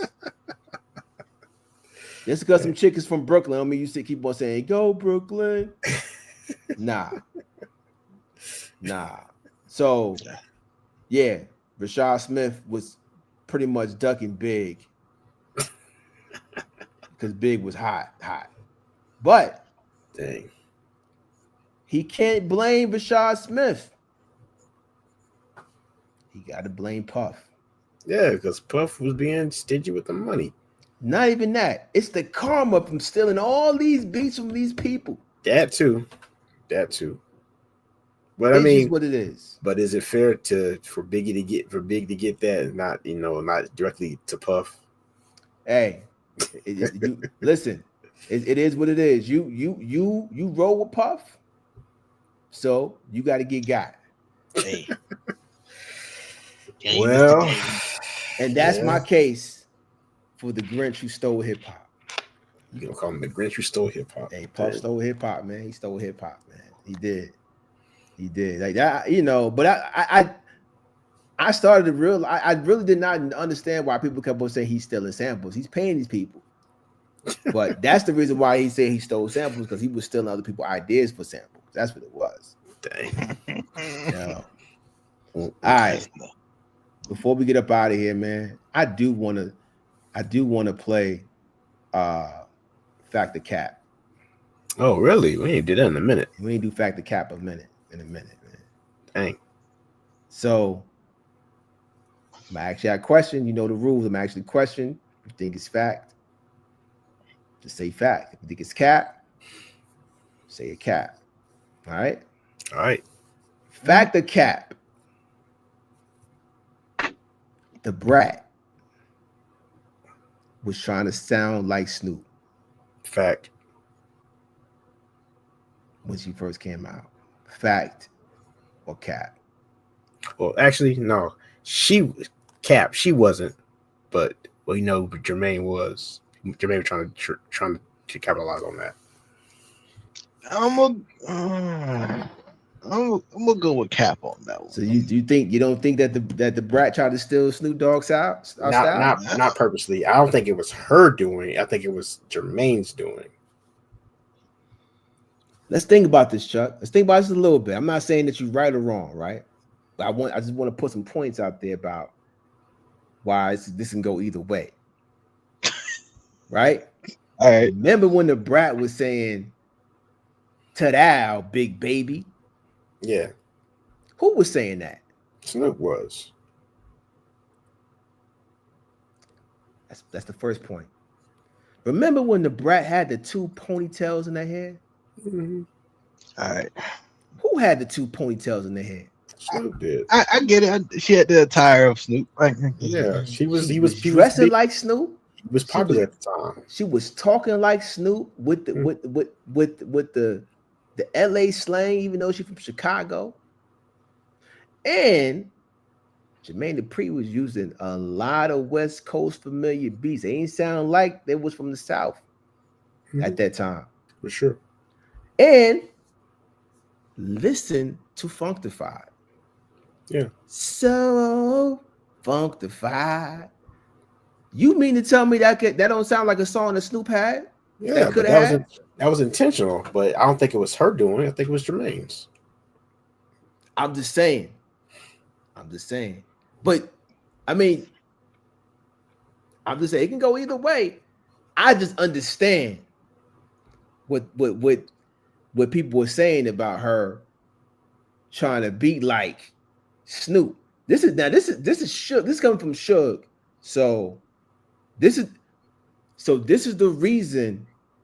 All right, this kind of goes in a little bit on a different. Kind of goes back to Puff a little bit, but they say when Suge was on Sauce Awards saying if you want to rap with the producer be all in the videos, come to Death Row. And this is the reason why he would say he wasn't talking about Puff. See, Puff assumed it was about him. Everybody did. A lot of people did, what you say. When Puff asked Suge about it, because they were cool, they was tight back then, right? He said, I wasn't talking about you, I was talking about Jermaine Dupri. So now, obviously, that's spun into something else that he could make money off of, but it makes a lot of sense that he was talking about Jermaine Dupri, because in the interview that I heard the other day, Suge says that the reason why they were going why Pac was going at the Brat. Remember, he had a song about the Brat. Y'all don't remember? He was dissed a lot of people I know, but he dissed the Brat. And the reason why he dissed the Brat is because he felt like she was taking his style, Snoop style. So I don't know, man. I ain't even going to lie, man. I think I might have to call that fact. Man. Now, West Coast was making a lot of money at that time. Yep. But she was from Chicago. I still think it happened, but I don't think it was her doing it. Oh no, I don't think it was her. It was definitely Jermaine. Now all that stuff happening on purpose. Oh yeah, of course. Mm-hmm. But it wasn't her doing. It was Jermaine say, "Hey, I'm gonna capitalize on this. We're gonna make this money. This was going on at the time. West Coast is like the biggest like region of selling music right now. We're gonna emulate what they talking about." Right. Definitely. All right. Another factor cap.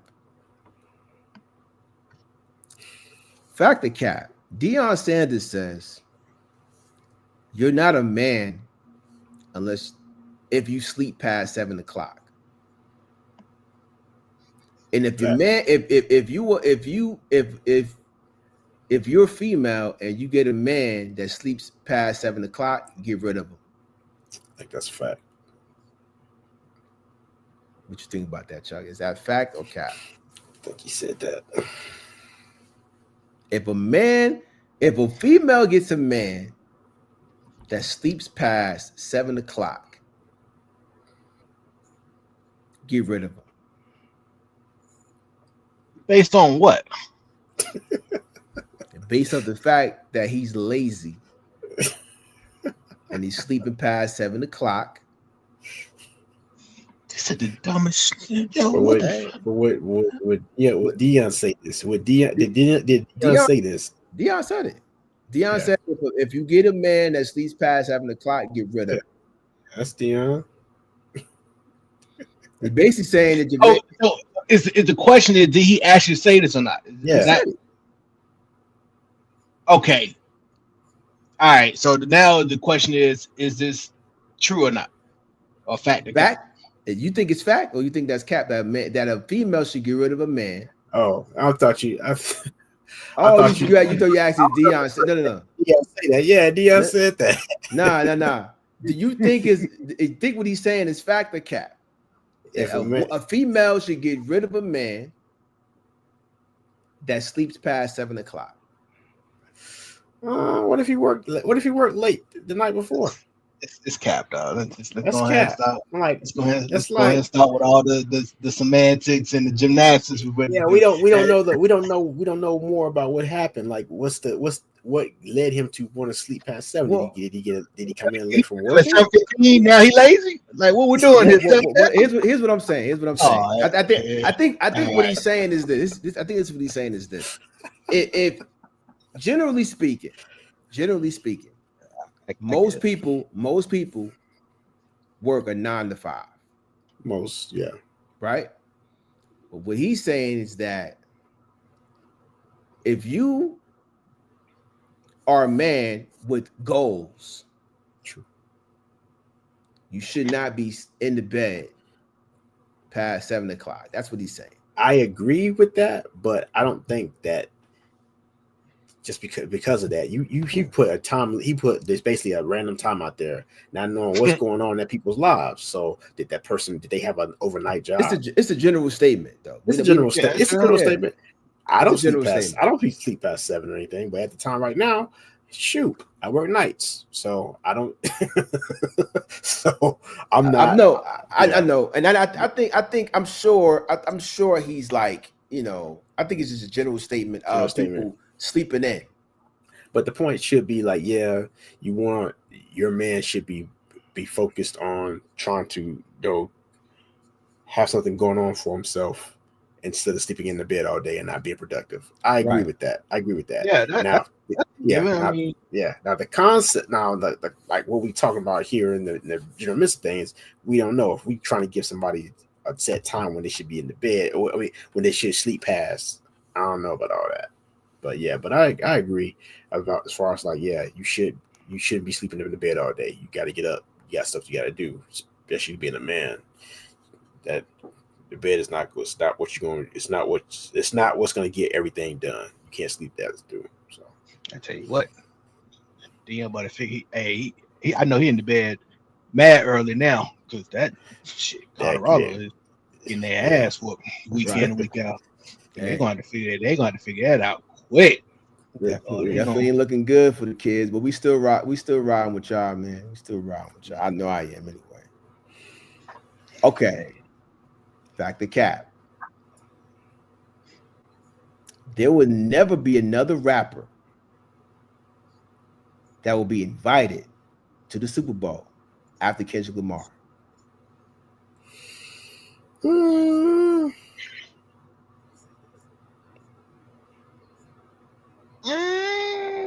That might be Cap. You talking about forever? Right. That might be Cap. I mean, Cap. Well, it does depend. You see what happened to Janet? What she got because she had a wardrobe malfunction. I'm just saying, Kendrick pretty much dissed one of the biggest hip hop artists, pop artists in the game. Allegedly. Just saying.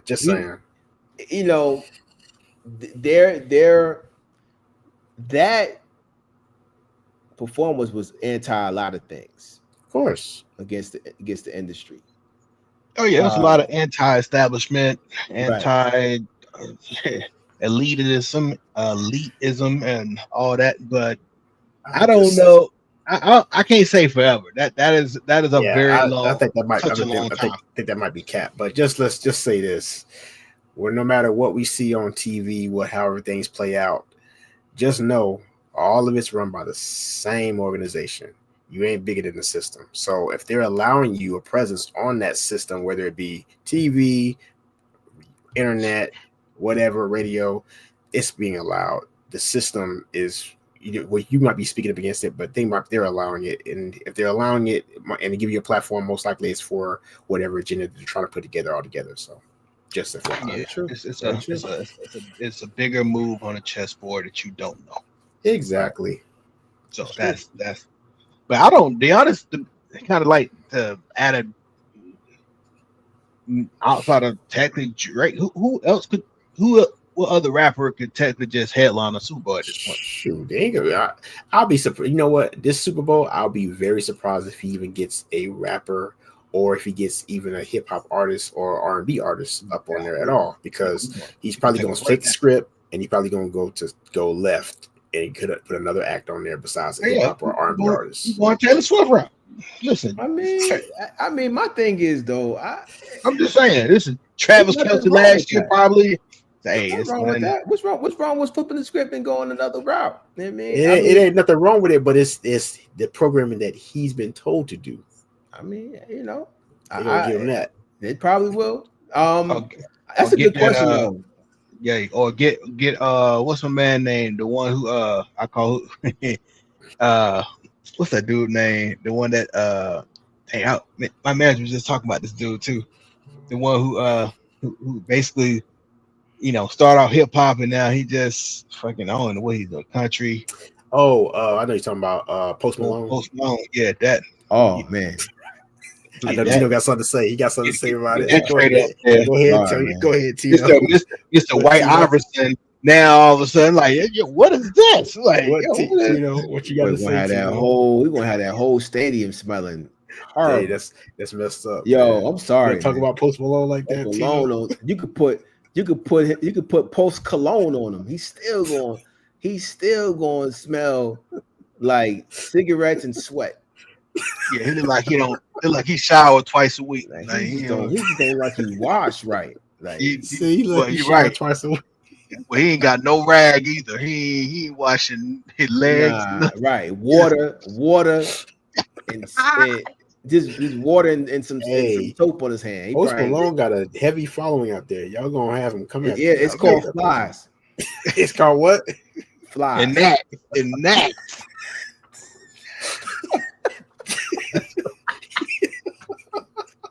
Yo, like right, man.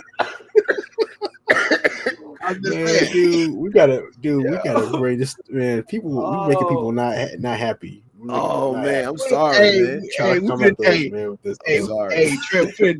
we can do Post Malone like Brock Lesnar did Johnson. Like we got the Duggan crying in the crowd. Listen, oh man, I'm sorry, yo. Says flies and that. And that. I'm sorry, son. Yeah, he looked like he needs to go shower. Right, it's the 15th, and boy, I'm sorry, yo. He look like he smelled rank. They was like, "What kind of soap you use?" Soap. Soap. Oh, fuck that. He used nope. That's ain't no soap. He used Thank you, Camp. Appreciate that. Thank you. Appreciate you. Yes, sir. Yeah, that's straight. That's what he used. Nope, not soap. He used nope. Soap. Nope. Not soap. Nope. That's messed up. You could put Versace. I mean, you can put too many colognes on you, and you can get to the point where you stink. I'm talking about just clothes. You can put them in Versace, Gucci, whatever. He still gonna look dirty. Yeah, he do look like he kind of. I ain't gonna hold you. He kind of like this gonna be bad to say, but I not think, but it's just like he ain't got himself together all the time. Hey. Like Jim Jones. I'm like Jim Jones, who braiding your hair for? Let's start off with that. Yeah, why does your hair look like this? You got another one. He got $300,000 chains on, but your hair braid is just terrible. Every time he wanted to keep it street. Keep it hood. Yeah, he did a good job. He's doing a good job at that. I'm just saying though, there are a lot of rappers out. There's a lot of people out there. You can put whatever. Get your best designers. Get your best fashion Easters. Get them all. They still look dirty. That's messed up. They still look, as my grandmother said, you look rank, and you know what rank, and you know what rank stand for. Nice. Real stank. Damn. My grandmother used to look at people. I remember one time she looked at my brother. He came from outside. He said, "You look like you stink." That's bad. I ain't even smelled you yet. I know you stink. It's bad when you look at somebody. You can say, "Okay, you can already tell." Oh yeah, for sure. It's a couple of people at the employment. I just like, yo, the employment. Hey man, I'm sorry, man. I'm sorry. This is wild, dog. This is somebody had to say it. Hey, they ain't gonna like y'all, man. Hey, I ain't gonna like it. Hey, y'all don't think the Clips can do a Super Bowl? I don't think they're gonna go that route. You know what? They could, but will they? Is a different question. Wait. Do they really need to? They just did the But Vatican. it's Vatican. Yeah, that you Yo. can't go no higher than Hey, I'm sorry. If you do the Vatican in the Super Bowl, legendary. you. Legendary. Like the I'm first Don't time. do it. I'm, Trim. I ain't gonna No. say saying nothing. No, I'm not saying no. nothing. I'm not saying No. anything about that. I'm gonna Hey, leave that whatever. right there. If Right. you, I'm gonna hold leave that up, right hold there. up. If I'm you gonna leave that bring, right yo, imagine I the ain't saying clips nothing. I ain't saying bringing nothing. out Stove God Cooks on the Super Bowl. They ain't gonna do it. Yo, Dude, I'll say this. If Jay-Z comes up with another either hip hop or R&B act on the Super Bowl this year, I'll be surprised. it's Not the this, clip. not Yo, this year. Not this I year. I Not this really year. think that the clips would Not be this a year. great suit. Yo, you imagine the whole stadium But saying, Tina, "You don't do they know need what to? I know." They just did the It Vatican. don't matter. It don't. It's really a good move to show Def Jam. Like, yo, y'all done messed up. Y'all messed up. I'm gonna leave that right there. Like I said, I'm not It's even a gonna touch Super that. Bowl. That's gonna be a What taboo is subject. that? I'm not even gonna touch. What is Super Not even Bowl touching gonna be at this year? Yeah, where is it gonna be at? I don't know, but I was on the West Coast, Levi Stadium. yeah, but I'm just saying. I think the clips would be a good one. They come out there with. I mean, you got Pharrell out there. It'd be Pharrell out there. It'd be crazy. That would be dope. I think that would be super dope. All right, let me do a few more Factor Cats. We get up out of here. That Is Diddy done? Factor Cat. Diddy done? Done? Is done he with done? what? Done with what? Like career over. Factor Cat. Cat. Like Nah, he's not done. Yeah. So we think that. So we saying that Diddy's career is not over. No, because this is just me. It's just me. He had to go through whatever they told him to go through to get to here. They told him that it was going to happen. So no, he after he did their bidding, he gets to get rewarded for it. So no, he ain't done. All right. Just my thoughts. You think his career over? Yep. As we know it. Well, I would say that I don't think Diddy can Talking about come being out in the limelight. Being in the limelight, he probably gonna wait a little bit, but he probably gonna be more behind the scenes than anything. But he's not. No, he's not. Probably. He's All not right. done. He's not done. All right. I think we'll do like two more. We get up out of here. All right. Factor Cap. Dwayne Wade does not get the respect that he deserves. I think That's fat. cap. That's cap. We got a cap. I don't know if he gets the respect he needs. I don't think so. Because you listen to him in the interviews, man. He sounds like he has to continue to remind people that what he accomplished when he was with Miami. Okay. It sounds. I mean, it sounds like he's not his. From what he sounds like, it sounds like it's coming from a place where people have forgotten. Not to mention, you got all the stuff that's in the news about they clowning on him with his son. So Hey, listen, 520. No. Not disrespectful. I'm just Yo. going. Hey, y'all. Yo. Wow. That Lord Jesus. that is insane. No. What happened? Yo. They better not ever bump into Dwayne Wade. Hey, What happened? What happened? You gotta go on YouTube and pull up that episode. Listen, you're right. If D-Wade ever cross paths with B Hen, hands gonna have to just go ahead and fly. What happened? What did he say? What was said? What was said? What was done? What was done? Magic too. Both of them. I'm not going to regurgitate. Yo, club. Yo, you Google. You go or go on YouTube and search Club 520. Is it 520, right? Yeah, 520. Club 520. Yeah. And they talk about Dwayne Wade's daughter. Yeah, it got wild. Yo. B Hen don't give a damn about nothing. Yeah, it got crazy, bro. That's all. He talked greasy to everybody. I was like, yo, this dude right here. Hey, okay, but yeah, I don't say cap just from the standpoint like every sports person when they talk about Dwayne Wade, it always in a very glowing fashion. They always gonna put him top 5 shooting guard of all time. They always put Jordan, Kobe, and then usually put him third. So I don't know if people was like out here just like totally disrespecting him or just like not putting him in the proper place, or what have you. I don't see it, but I mean, I get why sometimes he may have to remind people just because the last time you saw him, he was kind of injury prone. So he had like a very like hot elite short prime. Like basically for the first maybe 6 years of his career, give or take. Yeah. And then the injuries start to happen, and you kind of saw him being the. And then of course when LeBron got to Miami, he did the honorable thing of being like, okay, I know LeBron is gonna have to be the number one guy for us to get us where we need to go, and that kind of put a different perception on for some people. But for people who actually ball, like Dwayne Wade is obviously him. Like there's like especially from like what we'll call two guards or shooting guards, he's always in that top 5 conversation. Yeah. Always. So he gets more respect than Tim Duncan for sure. Now, Tim Duncan is a different thing because Tim Duncan gets respect from, again, like when you talk about like basketball aficionados, yes, but for the average Joe, just because of how Tim Duncan presents himself, he might not get the full glory that he should.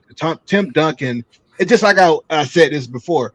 When you're actually like when you're consistently great and not showboating, you're taken for granted until you're no longer present.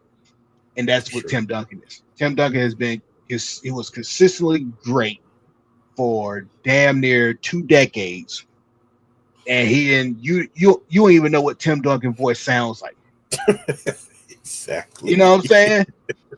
He come out there with that KNG outfit on, 2-piece with some sandals, and people like, what's going on here?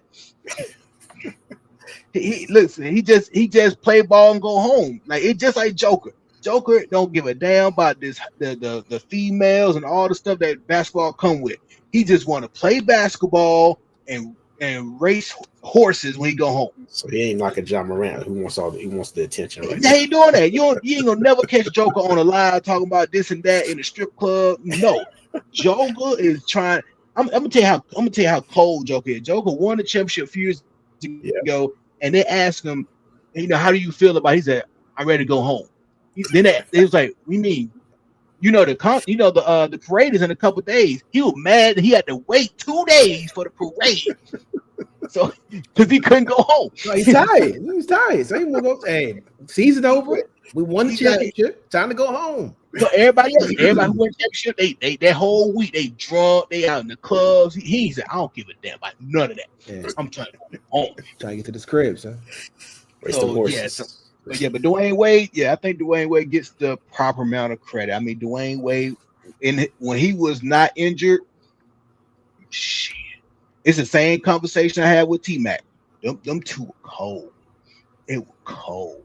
I'm talking about like just that's top him. I don't say him because he actually got the chance to at least live out his prime a little bit. But like T-Mac and them kind of guys, and T-Mac never would have got like injury prone, him and Grant Hill, I think that 2-guard conversation might have to be different. Because T-Mac, I know this is gonna sound blasphemous, but T-Mac technically was more talented from a physical standpoint, not mental, not the psychological part, but just her physicality was more talented than Cole. That's what you talking about. Here we go with the disrespect. I know. I'm just saying for a purpose. I knew he was going to say that. I knew he was going to say that. I said, see, people, I can have these conversations because we're talking about talent versus accomplishment. It's two different things. Listen. Kobe ain't here no more, son. Leave Kobe alone. What? Leave Kobe alone.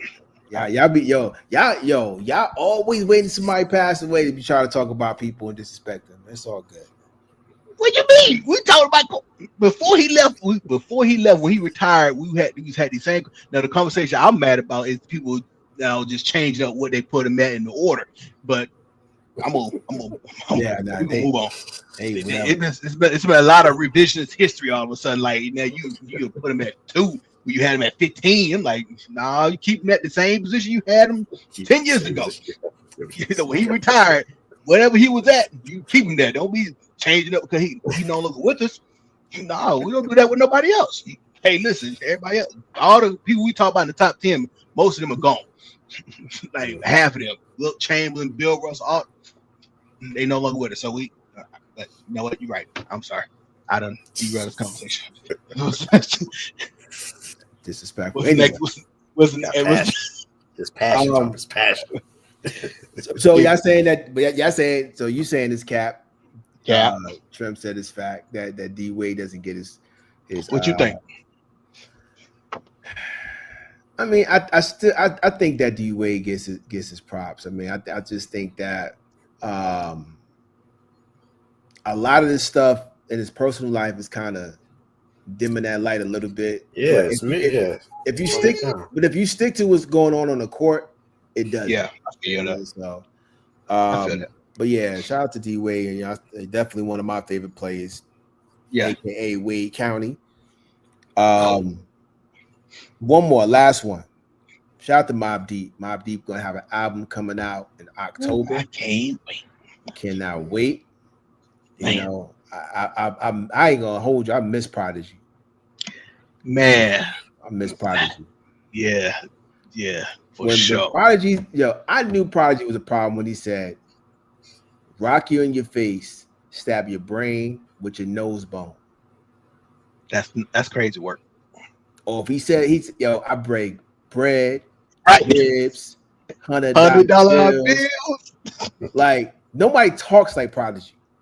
Nobody talk like this.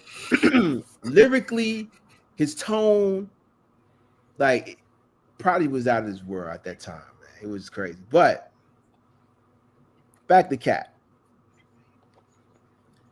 New York music didn't become gangster until Mobb Deep came out with the song Sugar Ones Part 2.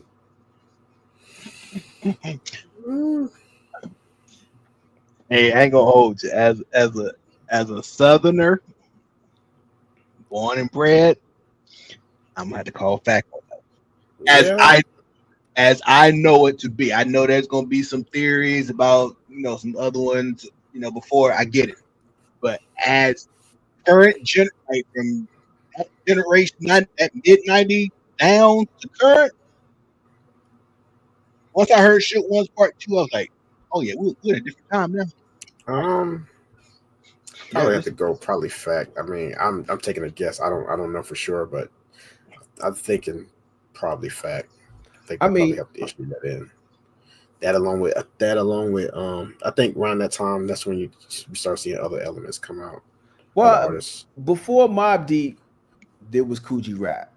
Yeah. Was he gangster? Yeah, cool. Shit. All right. Your Coogee Rap was talking that talk. So, hey. How many of them was it after it? Was he a big enough influence for others to come out and start doing it like Mobb Deep?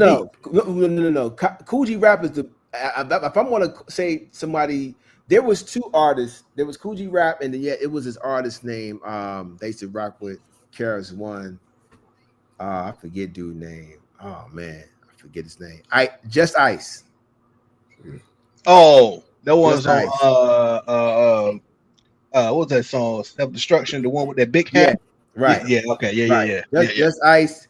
He's the first one I ever hear use that word gangster in New York as a rapper. Coogee Rap, he was around that time. Then you had and then after that, that was honestly, I mean, I guess if depending on what you define as gangster rap, Mob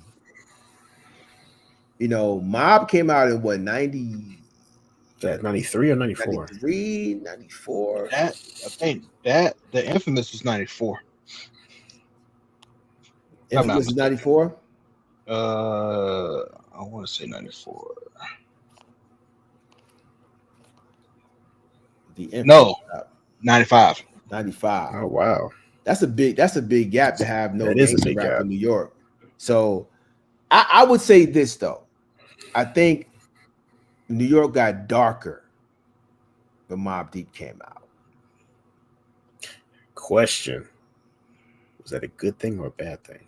See, when I know what you're talking about. No. When I say dark, because they're I'm not talking about like demonic dark, Hmm.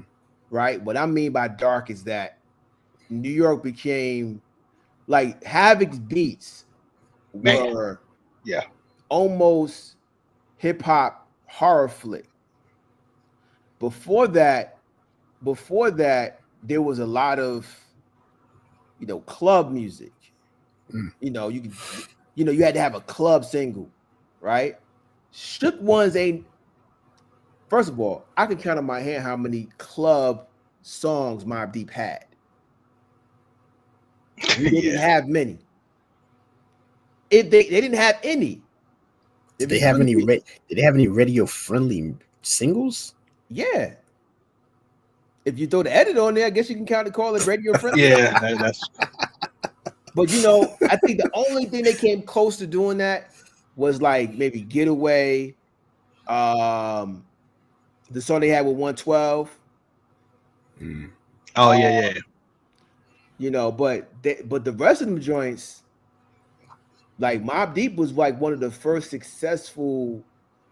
Well, let me not say in that era of Bad Boy, they were the only ones that was able to stay true to that underground circuit and still be like really successful. Yeah, I would definitely call them underground, but yes, they stayed true to that whole That Infamous element. album was insane. Yeah, that Infamous album don't make sense in terms of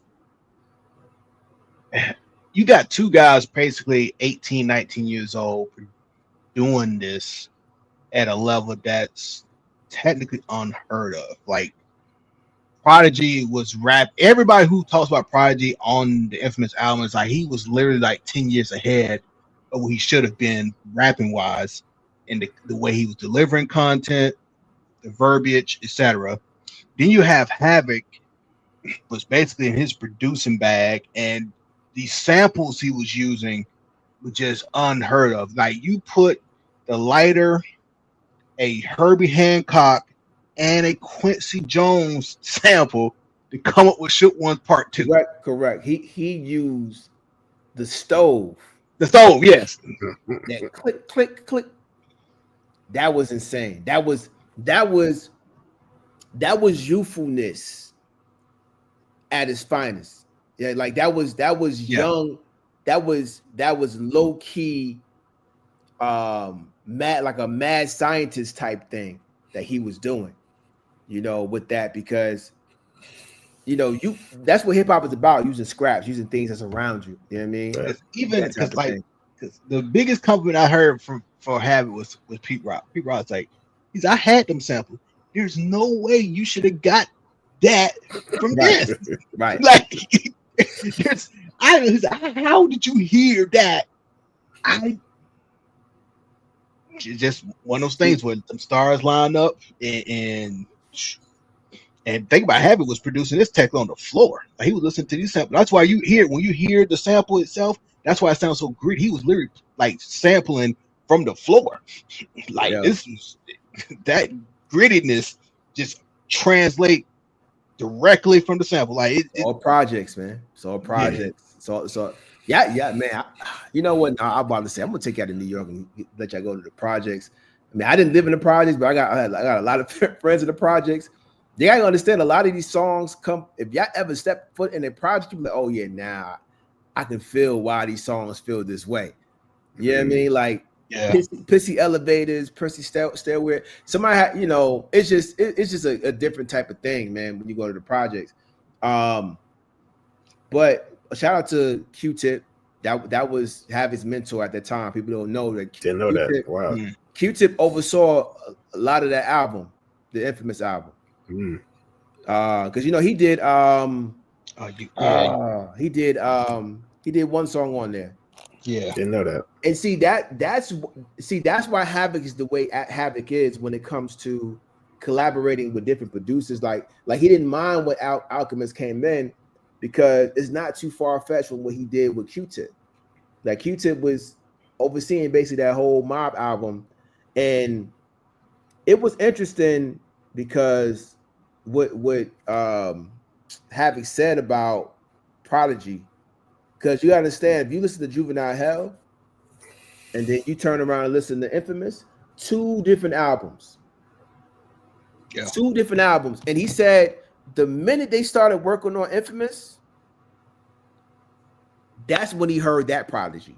He didn't hear that Prodigy prior to listening to the Mob Deep, to listen to the Infamous album.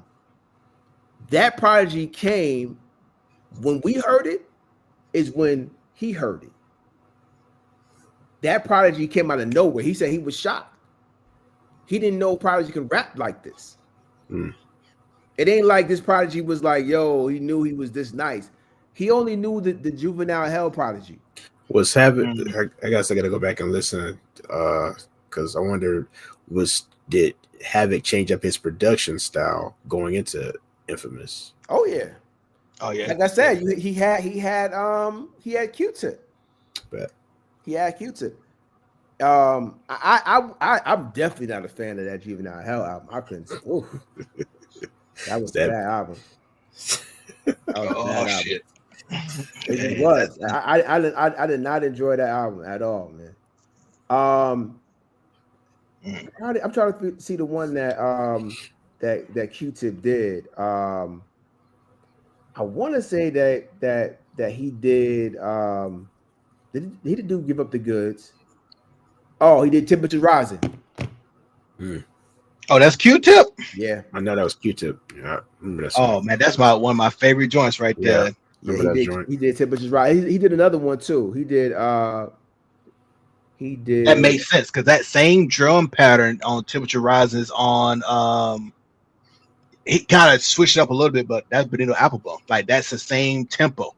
Yeah, I can see that. He did Drink the Pain Away. He did Drink the Pain Away. But Q-Tip was always down to help somebody. Y'all got to understand how many songs Q-Tip has done outside of Tribe Called Quest. He did a lot of them. Yeah, I mean, he did the Fushnikins. Remember yeah. We ain't got nothing. He did a lot of them. He did a few albums. He did a few people like just outside of Tribe Called Quest. So did he do Got You All in Check? No, I don't think so. That's a good question though. I don't think he did though. See, heavily in the video, but I know him. I know Busta and them was cool with Tribe at the time. Oh yeah. These are new school. They like school in the Tribe. That's brothers, yeah. That's like family right there. Yeah, I thought he did. Got You On Check. Woo-Ha is that's an old school song. That's not a song that Busta Rhymes like came up with. That's an old school. That's an old school. Excuse me. Like a chant that they did back in the day. I remember hearing that. Like woo-ha, got you, wall in check. But he does. Oh, Rashad Smith. There you go. Wow. Bring it all full circle. I told you Rashad Smith is that dude. He was that dude, man. Hey, that matter of fact, that song sounds like something ODB would have done. Right. You heard the remix, right? With ODB? No, I hear the remix. What? It's been a minute, probably. I think I probably have. It's been a minute.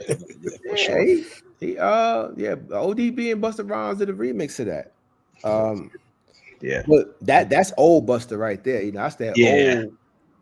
You know, Busta Rhymes evolved a lot over the years when it came to his Yeah, that's a fact. Yeah. style and But them everything. So them first 4 albums, Lord, yeah, he was cooking. yeah, man. Hey, I still think Extinction Level Event is like his best album. It's By- for by me, far. it's probably a toss up between that and Anarchy. Anarchy. I still think I Extinction Level mean, Event. I Busta think Rhymes, Anarchy was so he ain't good. got no whack album, or does he? That is a fact. He ain't got no whack albums. Let me take that back because there was one I was like, you know what? Put that. He should have just kept that in the tuck. What is that? What you talking about? Let me go in this discography real quick. Cause there was one album like, So you got Busta Rhymes got a okay, lot of. sorry. So we got Disaster Strikes 1, then we had ELE, Oh, you forget about the Anarchy, coming. The Coming, yeah. Genesis. It ain't safe no more. But Was it Back on My BS? I Mm. mean, it was either Back on My BS or if It Ain't Safe No More. I would just say, that's when we know it's, I wouldn't say it was whack. It was just like, I like the part. I like the ain't going project that past him and Q-Tip did. They put like they basically rapped over all of Jay Dilla's beats off of Donuts, and they did a Oh, mixtape. that joint. Hey, that That was on point. You know, That Jay was Dilla dope. was almost on every Busta Rhymes album, Yeah. including the Yeah. ones when he passed away. Mm. After he passed away, he still was on a lot of Busta Rhymes albums. Yeah, So Jay Dilla. It's a few producers like Jay Dilla. He's just his production's just him, Mad Villain. I don't know what. Matt Villain was just dope. Oh, he just did him and Rhapsody got an album together. I think coming out. Hey, Rhapsody, that the song I heard already. I said Rhapsody is Rhapsody, who got Mad Mad Villain. Yeah, Mad Villain. No, it's not it. Yep. Yeah, and Nasty Work. They did like an EP. They did an EP together, I think.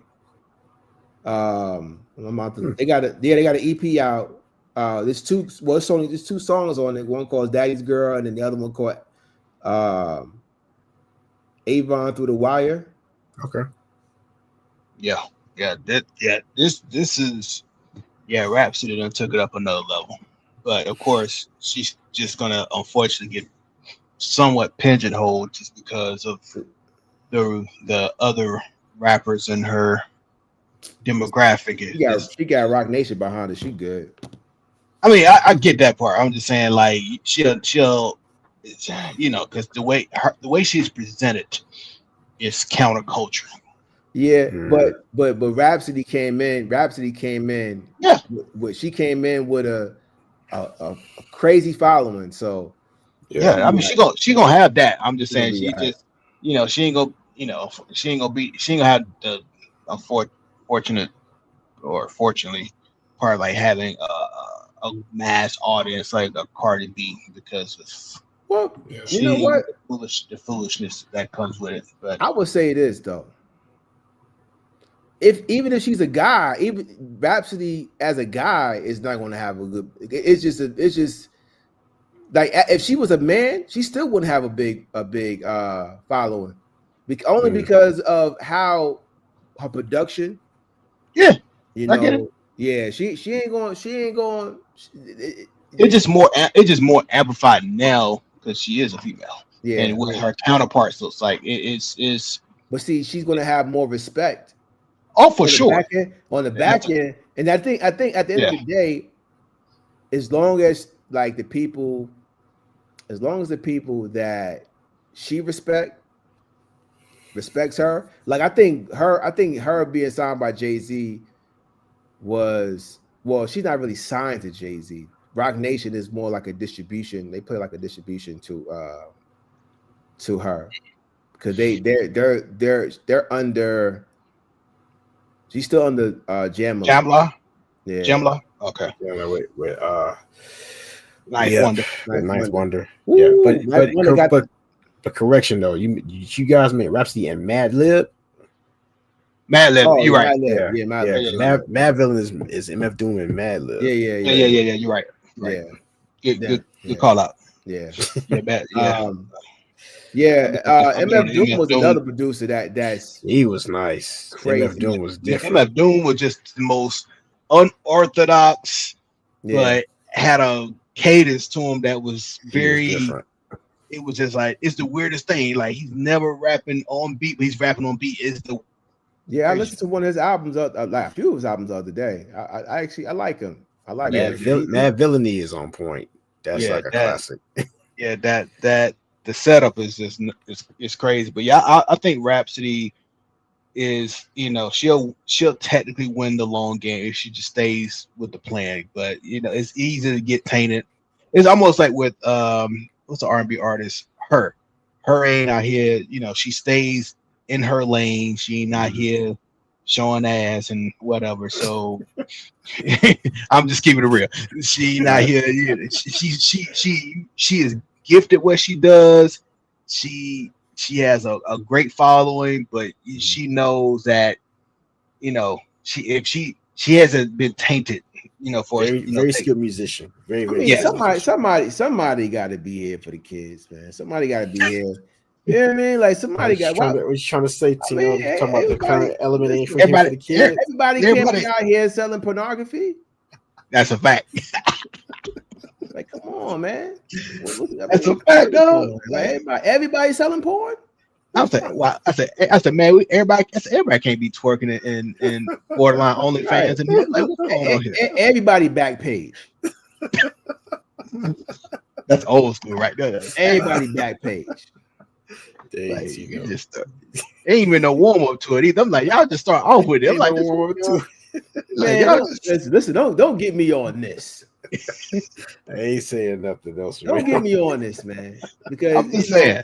I'm just like, dang, that's crazy, man. It's just even some of the ones y'all start off like, okay, y'all start off on a good foot. Y'all was, you know, on the straight and narrow. It had some nice songs, and then next thing you know, you look at that social media, you can see the transition happen. Like, oh, right. yeah, because they realize it sells. They realize it sells. It's about sales. Man, you right. Everybody going to see Dr. Alejandro and them getting these BBLs, getting these BBLs, letting them fix it flat. And he said fix it flat. All other types of chemicals in their body. Yeah, you know what I mean, like, come on, man. Wow. I gotta stop this, man. I gotta stop this. It ain't worth the money. Yeah, some of these talk out here. It ain't worth your life. That stuff. It ain't worth your money, your life. Y'all we don't really want to see that, to be honest. Y'all just doing it because y'all think we want. We don't want to see that. I mean, come on, man. Like, anyway. Yeah, I ain't gonna get on that. Listen, because I get on that soapbox and be on it for a while. So I'm just like, I'm just thinking about my daughters. You know what I mean? Like, I'm thinking about my kids. You know what I mean? Like, y'all, listen, man. She don't want to see that either. You go ask Carrington right now. She don't want to see you. She don't want to see your butt crack. She don't want to see none of that. My daughter at 9 years old want to hear these bars. What a word that? What a word that? Daddy, what is she saying? Exactly. She wants these bars. She wants these Kit Kats. Y'all ain't doing it. Y'all bars. Yeah, y'all hear Matt Hat, Dak, and the sack touchdown. Y'all ain't doing nothing. Dang. I mean, it's not even. It's like, again, it's like almost like, dang, y'all ain't even. At least back in the day, it's a setup to it. You know, it's like it's not even a setup. It's just straight. Here it is, right? Like raw. It ain't no lack of better term, seduction to it or nothing. It's just like, damn, you just come on the screen like this. You just ain't gonna. You're like, all right, you just come on the screen like I'm gonna keep just bring it full circle. You know who I blame? Who? I blame Biggie. Why so? Because Biggie's the one that told Little Kim, "Hey, listen, sex sells." Hey, actually, yeah, that was the turning point of a lot. I'm just saying. of that That stuff. is true. She- You might she be opened up a floodgates to a lot of stuff. A lot. yeah, that is Because damn. Kim is the grandmother to all these people. Damn. Wow, yeah, Her and Foxy. That's That very is true. ain't gonna Fox. I think she was doing more than Foxy. But see what brought little Kim over the top is that poster that went all over the hood. Right. Wait a minute. Who was Yeah, that? that Was poster was that Un's idea? That poster? I thought he said something That's about that big. poster. I'm sure that's big. Yeah, Oh, it Lance don't said matter. that. I thought Lance It said, don't. I don't care who that's the who thing. idea was it. Right. That thing is still stuck in my brain. It's still there. Hey, that was every male teenager at that juncture in male time. teenager saw that poster. Who's Every really male just- teenager. Hey, saw that. I knew not to had bring us it in to the a crib chokehold. though. So I ain't bring it to the crib though. My mother would have sold that at the crib. What? Oh yeah, you know what time it is. Hey, every male teenage male saw that poster at that time. Bro, man, it I'm was telling you, chokehold. you know what you would see if we were talking right now? What? Nothing. That It would have been that. That's a fact. Oh man. Or I would have been talking to y'all beheaded. Yeah, she would have killed me. What? She would. Listen, I remember when I bought Biggs. I bought Ready to Die home. Not Ready to Die, but Life After Death home. Yeah. I'm gonna tell y'all straight. I bumped Life After Death every single day, at least 7 times a day. This is no lie. Both sides. Both Disc. Both Every BOF. day. BOFF. Both of them. discs. And then to the point my father threw it away. Damn. Threw both of them away. No, he said, I don't want to hear this no more. Threw it away. Threw both discs away now. You know what I did? No more kicking the door. Here's the thing, though. Here's the thing. Y'all know, hey, Trim, you know me, Chuck, y'all know me. Petty straight through. Listen, I ain't stopped being who I am. So you know what I did? I think I went to my boy Irv house. Shout out to Irv. He probably don't remember. He don't remember nothing. I went to his house. I said, yo, go ahead and burn those 2 for me, please. Quick, fast, in a hurry. Go ahead and burn. Give me them 2 copies. You probably had additional copies. This is when the 99 system was popping. I went and got me some disc. Oh, okay. For the people who are born in 2000s, we had to burn disc back in the day. I wouldn't burn the disc. I wouldn't burn. He had the disc burn. I went and got them jerseys burned. Hey, Trev, that Memorex, Yep. CDR 800 megabytes. Yo, 25 pack. We had a stack of them. I went. Hey, hold up. The same day. The same day. Irv is 2 houses up from me. He ain't that far. He like 5 jumps away from my house. Oh yeah, 5 jumps. I went to his crib, got it. I waited till the next day where everybody was up. You so petty, man. You're petty. Cold. He's petty. Yo, he's petty. You wasn't telling me nothing about Big back then. You wasn't telling me nothing about no. I was playing that. Just saying, yo. That's how everybody got up so he could play it again. Whatever. It was a big deal too. Like he violated me. My pops violated me. He went in the room while I was playing it, took it out my CD player, and threw it in the trash. That is definitely. Okay. That's what we on. Okay. You the king of the hill, huh? Cool. He's hot. Got you. I'll be back. He do that James Brown. Yo, wait a minute. You gonna take both discs at the same time? Yo, first of all, it's one gotta play it. One gotta play it one at a time. No, he took it out the CD and then took the other one. Yeah, that was malicious. That was real malicious. Did you have that six disc changer back then, or you had that? No, that was the one. It was only one. I had one little boom box. But here's the thing. Here's what I was mad at. That thing was $20-something. That's like At that time, that was a lot of money.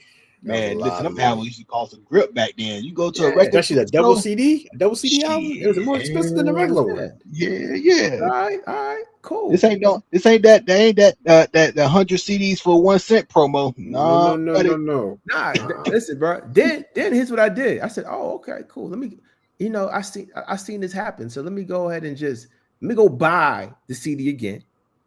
I ain't gonna play it. Not my copy that I bought. Mm-mm. We'll put that in the tuck. Yeah. That's But I what only got that. I got the copy. I got the copies made. that he can go ahead and just throw away. You can all throw day those long. away. And I can I see said, if you hey, making more. go back. Hey, go and Run it again. back. Yeah. Nah, I know your mom's like how he keep getting this guy. right. Because you know he don't know nothing.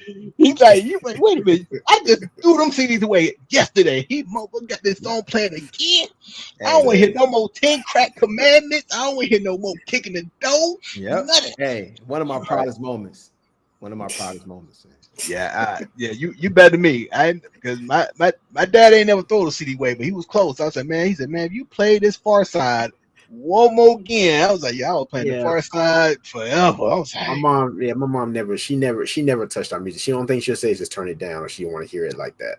But she would never win and just like, no, let me get this, throw this out. Nah. You know, me and my pops didn't really get along like that. You know, he always thought I was coming to take over his house. I told him one day we got an argument. I said, bro, you can have this raggedy house. I don't want no part. Hey, I'm trying to get up out of here. I'm trying to get up out of here. Like, what you mean? I don't want your house. I ain't trying to pay no rent. I buy my own food. I don't bother nobody. My mama need money. I give her money. Nobody's. I don't bother nobody. But you know, me, so you know, I mean, he came in and violated the kid. I'll never forget. That stuck with me. I said, oh, okay, cool. That's what we on. Yeah, man. One of my proudest moments, man. I would have pissed somebody off, man. I take that back. Not that I should listen to music, but he was mad though, because you know, back in the day when we had to burn them CDs, he's like, son, you gonna really just gonna hold my internet up like this? Hell yeah! But that line wire all night. Napster, LimeWire. That's how I found T.I. That's how I found T.I. Shout out to LimeWire. Oh yeah, I'm serious.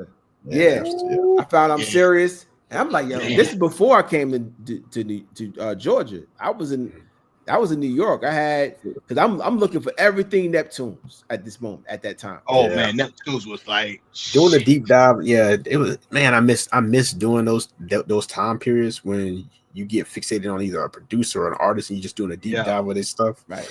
You don't have that no more. You just had that playlist and all they stuff. Like what they got next? Exactly. You just found stuff by accident. You're like, oh no. Exactly. That's music right there. So many DJ Clue mixtapes. I know Clue was like, I didn't even make this yet. How you get this, huh? Yeah, Clue. That's the thing I do miss, because I felt like I was kind of like, you know, because I grew up in the country, so I was kind of like the conduit of East Coast rap back at home, because they wasn't on it yet. So like Dipset, I was the first one driving to school with Dipset. They're like, what is this? I said, bro, pull this up, hit the CD. Next thing you know, everybody playing Dipset album. Anthem. I'm like, that Dipset came. I don't know how it got to this. It came through the South like wildfire. Man, I don't know how. I remember leaving New York. This is when Gerard's brother. I think we went to North Carolina for some reason. I don't know why. Yo, Dipset was playing every day in North Carolina, everywhere. It was crazy. Yeah, I feel bad. I don't say feel bad for the kids now, but I said y'all never get that feeling of like these movements like we had, like that. They got Roblox now, man. They got Roblox now. So. And Roblox, bro. I still don't understand what the fuck. I'm sorry, my bad. I look at them like I get it and I don't, because I just ain't got no objectives or nothing. Y'all just out here just. They meet with other people online and just talking and playing games. I just keep my daughter out of my face. I'll be like, yeah, go ahead. You still gotta watch it though, because that's where you see a lot of shady people meet up. Oh no, we know who she playing with. She playing for sure. Yeah, it's one person. It's only one person she playing with. Like we definitely keep an eye out, but I'm like, oh y'all. Some of the stuff I'm like, y'all just say y'all playing games with no end to it. Just yeah. play it. That I used to get mad at. I remember when what was it? Candy Crush first came out. Yeah. And I'm sitting there like, wait a minute, did I beat this already? Is more boards on this thing? Yeah, that unlimited levels. Just I'm like, nah. I literally took it off my phone after I realized it had like no end to it. I was like, this is the you took off the phone because your phone started to clunk out. That Candy Crush was destroying phones at that point. When I was a kid, man, I used to thought that like, you know, playing games to where you didn't have no end to it. I thought that was like the ultimate game that everybody want to play. But as you get older and you grow out of that, like, no. I'm gonna tell you, my mom came home one day and she beat Mario Brothers. Like straight up, like this. Yo, I don't know who house she was at. They showed her the secret boards. And she, I would never forget this. I'm playing it. She said, "Hey, Clement, let me see the game real quick. Let me show you something." And mind you, every day I'm trying to beat this game. Every day. Right. Man, my mother beat that game in 15 minutes. Had you out here looking crazy. You like, that's what's up. Shout out Miss McKinnis. Yo, yeah. I don't know. She probably don't remember that. But I'm like, yo, this right here is hard. I couldn't believe it. I'm talking about unlimited star power. Oh, she found unlimited lives. She had the hookup, man. She should have. Man, I wish she would have known that at the time. She found unlimited lives, dog. Excuse me, unlimited lives. She's finding. I'm like, how did she get it? That's tragic. Hey, I'd never seen that many. I think she had like 100 lives. Oh shoot, she was cooking for real. I don't know. Oh yeah, that. Back then, we used to have, for the people who are again born in the 2000s, we used to have a cheat code book. That came out monthly. Yeah, we had to go buy to get all the goddamn cheat codes. I had a subscription for that junk. That magazine that comes to the house every single cheat codes in that joint. Every month. When I finally get the cheat codes to I don't know, y'all remember the fighting game Killer Instinct? When you can crack that 70 hit combo. Yeah, man, what was out there? That Killer Instinct is a ultra combo. That's a beginning. People fighting on that because once you start that combo, you might want to put the controller down. Yeah, exactly. Just drop it. Because you can't duck it. No, once they get going, that's it. Yeah. That's it. So, hey, before we go, what y'all think about 50 playing Bull Rob? I was just about to ask. Yo, he looked just like Balrog. That is crazy. Crazy. That's crazy. Sometimes you like, man, somebody's born for this role. Yeah, that's him. The haircut was crazy. Yo, I'm like, wow. And 50 Golden Gloves. Yeah. Oh, 50 got hands. Yeah, like, he been Golden Gloves since he was a kid. Yeah, I don't think. That's it, yo. That is gonna be. If they get that script right, we'll see. That might be. Speaking of 50, man, we got to look forward to, man. Power coming up. Power starting to rev up.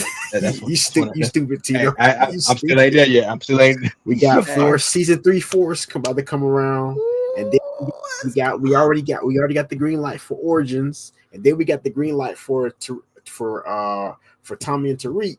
Yeah. So we got the universe. Yeah, this sounds like a Marvel universe where they had that timeline for like 3,000. Yo, you don't know what you're missing, dog. I know. Jump on the best. It's the best. Yeah, unfortunately, best, man. It's okay. Let's recap. Where should I start at now? Like, how can I bring myself with the least amount of time? I would go through book Grayson Kanan and book 2. I think that I don't know. I still think you should start with regular Power. Yeah, because I did it, man. Like I did Power because because I got the season 2.5 on Power. That's what I did too. I got the season 2. Just keep on going. I just went back and then I was able to just follow through. Because what made me want to keep going through is because I started seeing Raising Kanan, and that's what just prompted me to just like keep going through.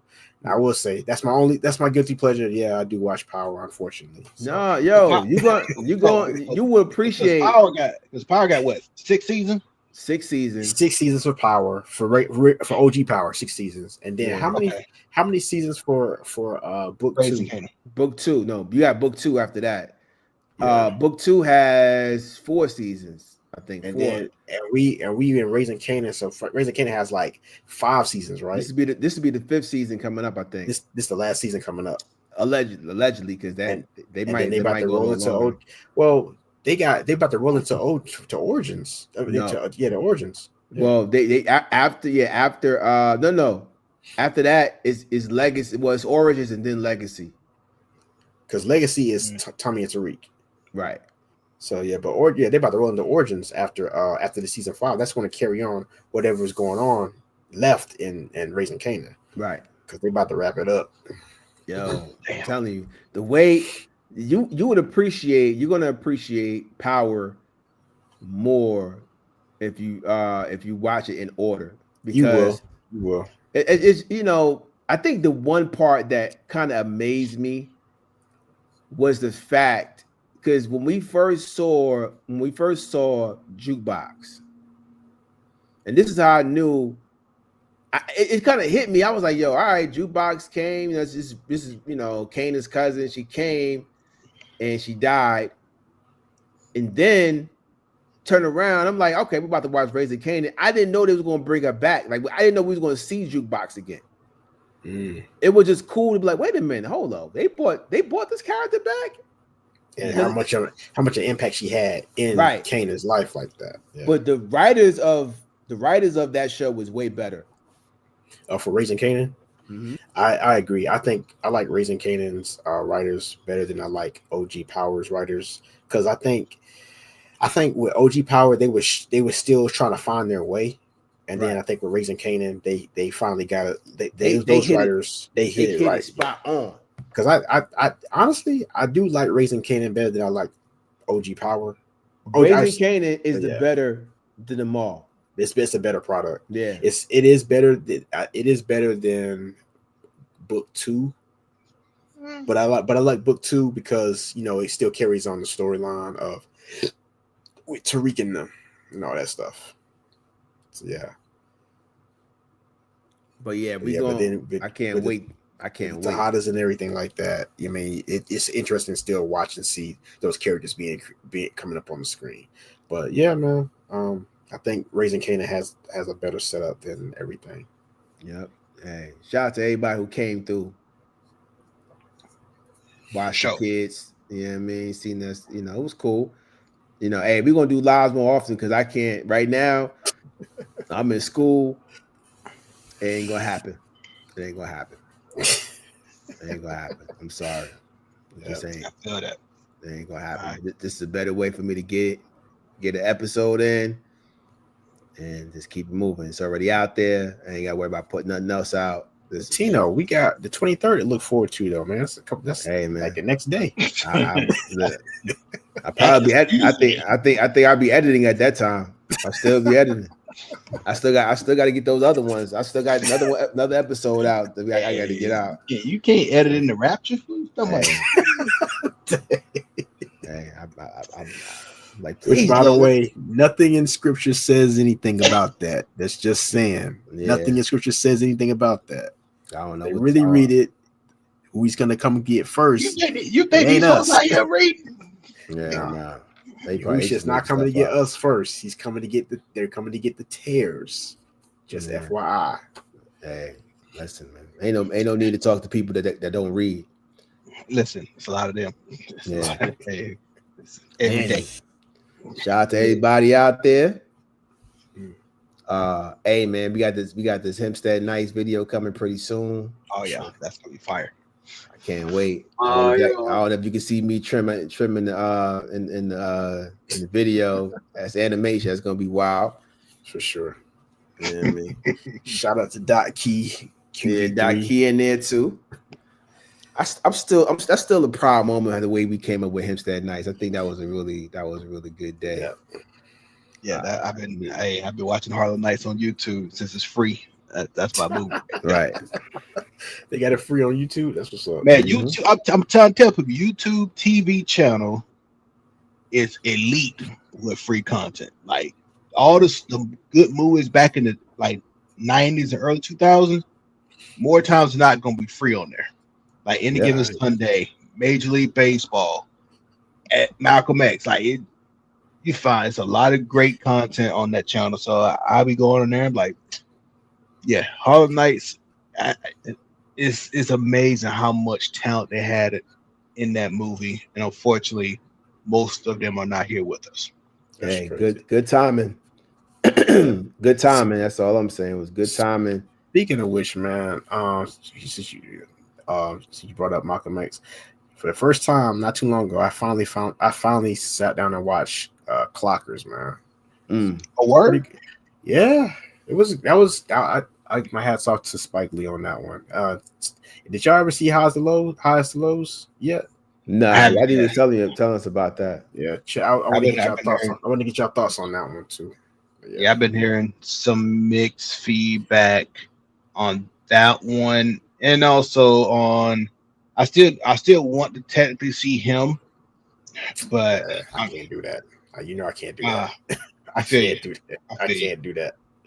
I cannot do that. I can't watch. I can't watch Weapons. I can't do those two. Oh yeah, I think Weapons. Yeah, it's I think somebody else. Yeah, I know what Weapons about, but I can get a sense for what him is about just by looking at the previews. But yeah, I can't do those two. Yeah, but right now I've been on I forgot this. It's a World History something channel. It's been a really great documentary channel. So while I'm at work, sometimes I just be watching like stuff on Germany, Italy, and like World War I, II. It is yo, yeah. When they were talking about the man from Germany, the dude. Stop! They need to stop. What in the? This is what we get. This is what we deal with AI. They'll do anything. Hold up, it ain't done. Look, yo, that's crazy. They need to stop. That is. But that's correct context though. That is not a bad. Oh, they need to really stop. Wow. Yo, this is crazy, son. So, wow. Yo, that's insane. Son. Wait, so Prince got a suit and he ain't got his cheeks out? Wow, that's crazy. Hey, I ain't gonna lie. That would have been insane. That would have been crazy. They would have crazy. did some stupid junk like that. Hey, wow. Yeah. Yeah, Black Panther 3. There's no limits with AI. They're trying just about anything now. Hey man, I ain't gonna lie. That junk was funny, son. I'm sorry. Wild West. That's just sad. Yeah, the AI is shit. That's why all our electric bill is gonna be sky high in about a year. For sure. It's eating up all this goddamn, all these resources just to get it to run. Yep. Yeah. Listen, man. Hey, one more gripe I need to get out before we leave up out of here. I don't know who's in my algorithm. Y'all need to leave me alone, sir. Who? What you talking about? I'm just saying, like, I don't need to see a bunch of women. I mean, I feel like they're trying to trap me, dog. I feel like they're trying to trap me, man. I don't know. It'd be looking crazy in my timeline. Like my Facebook timeline, it will recommend some women like I never seen these people. I'm like, yo, why are y'all on my timeline? I am a married man. I'm trying to stay out of trouble. They don't give a damn. Yeah, just had an anniversary, man. Trying to set the kid up, man. Trying to set the kid up. Yeah, just had an anniversary. That's your 10 year? 15. Hell no, 15. My bad. Forgive me. My bad. Good. They OG vets, bro. What you talking about? They OG. 5 more than 20. Oh. Wait a minute. I forgot. 23rd. Stop. I'm stopping. Hey, you're gonna be at work tomorrow and be like, all right. I gotta get up early. Let me get my last cup of coffee in. Let's see. I gotta get up early tomorrow. So watch my last movie. Right. Wake up the next day when you gonna be here. You like, hey, what's your favorite meal? You might want to get that out the way. You may want to figure that out early. You know. Oh man. Yo, Lord, we gonna be bumming. I'll take you there. You stupid. I know a place. Wow. You stupid. Ain't nobody crying. Yo, that's gonna be the Black people Rapture song. They gonna be. That's messed up. Y'all messed up, man. That bass line is infamous. Yo. Every black barbecue event. That's the Rapture. I know a place. That's gonna be the joint. Hey. That's gonna be the joint. But anyway, man, we're gonna get up out of here. Yeah, appreciate y'all rocking with us. Yeah. I don't know, man. Do I gotta I don't know if I gotta end it to this thing. Yeah, I don't know. You could end it like the Sopranos. No. We'll see. We'll see when I hit this end stream and see what it asks for me to do. I don't know. It might ask me to play a video. Yo, you're right. The way the Sopranos ended was cold. I was like, yo, right. They trying to get that. They say, you know what? We're gonna try to get this to come back one day and wrap it up. Man, but anyway, hey, it's the call room, man. Yes, sir. Subscribe for the very latest. Katie was like, Katie looked around and said, is that sister? That's sister. For sure. Or she said, sometimes she said, is that Yista? Is that Yista? Yeah, she a trip with that. Yeah, I love Cadence. But hey, yo, we out of here. Y'all take care. God bless. Hope to see y'all next week. That's a big. Told you, man. You should have been a boxer, man. Hey, cheap shots. Insane. See you on the flip side. Right. Let's see. We got an outro on this thing. I think we do, man. Go for it. Let's go. Deeper than rap, graffiti, break dancing, DJ and b-boy stance, MCing. I harness those artifacts, collecting data of the transitions like an almanac. Hip-hop ain't dead, these young boys different, adapting. Over time, every day the world's spinning. Let's celebrate the fact we still winning, we global. Kids from the project became moguls. Real to real track boards to Pro Tools, vinyls, cassettes, and the tape decks, CDs. Now you can stream your music to the consumer direct and get most of the check. I'm noble. And with that, I gotta respect that you ain't gotta accept that you can ride and get left, yo. Bars beyond ground level.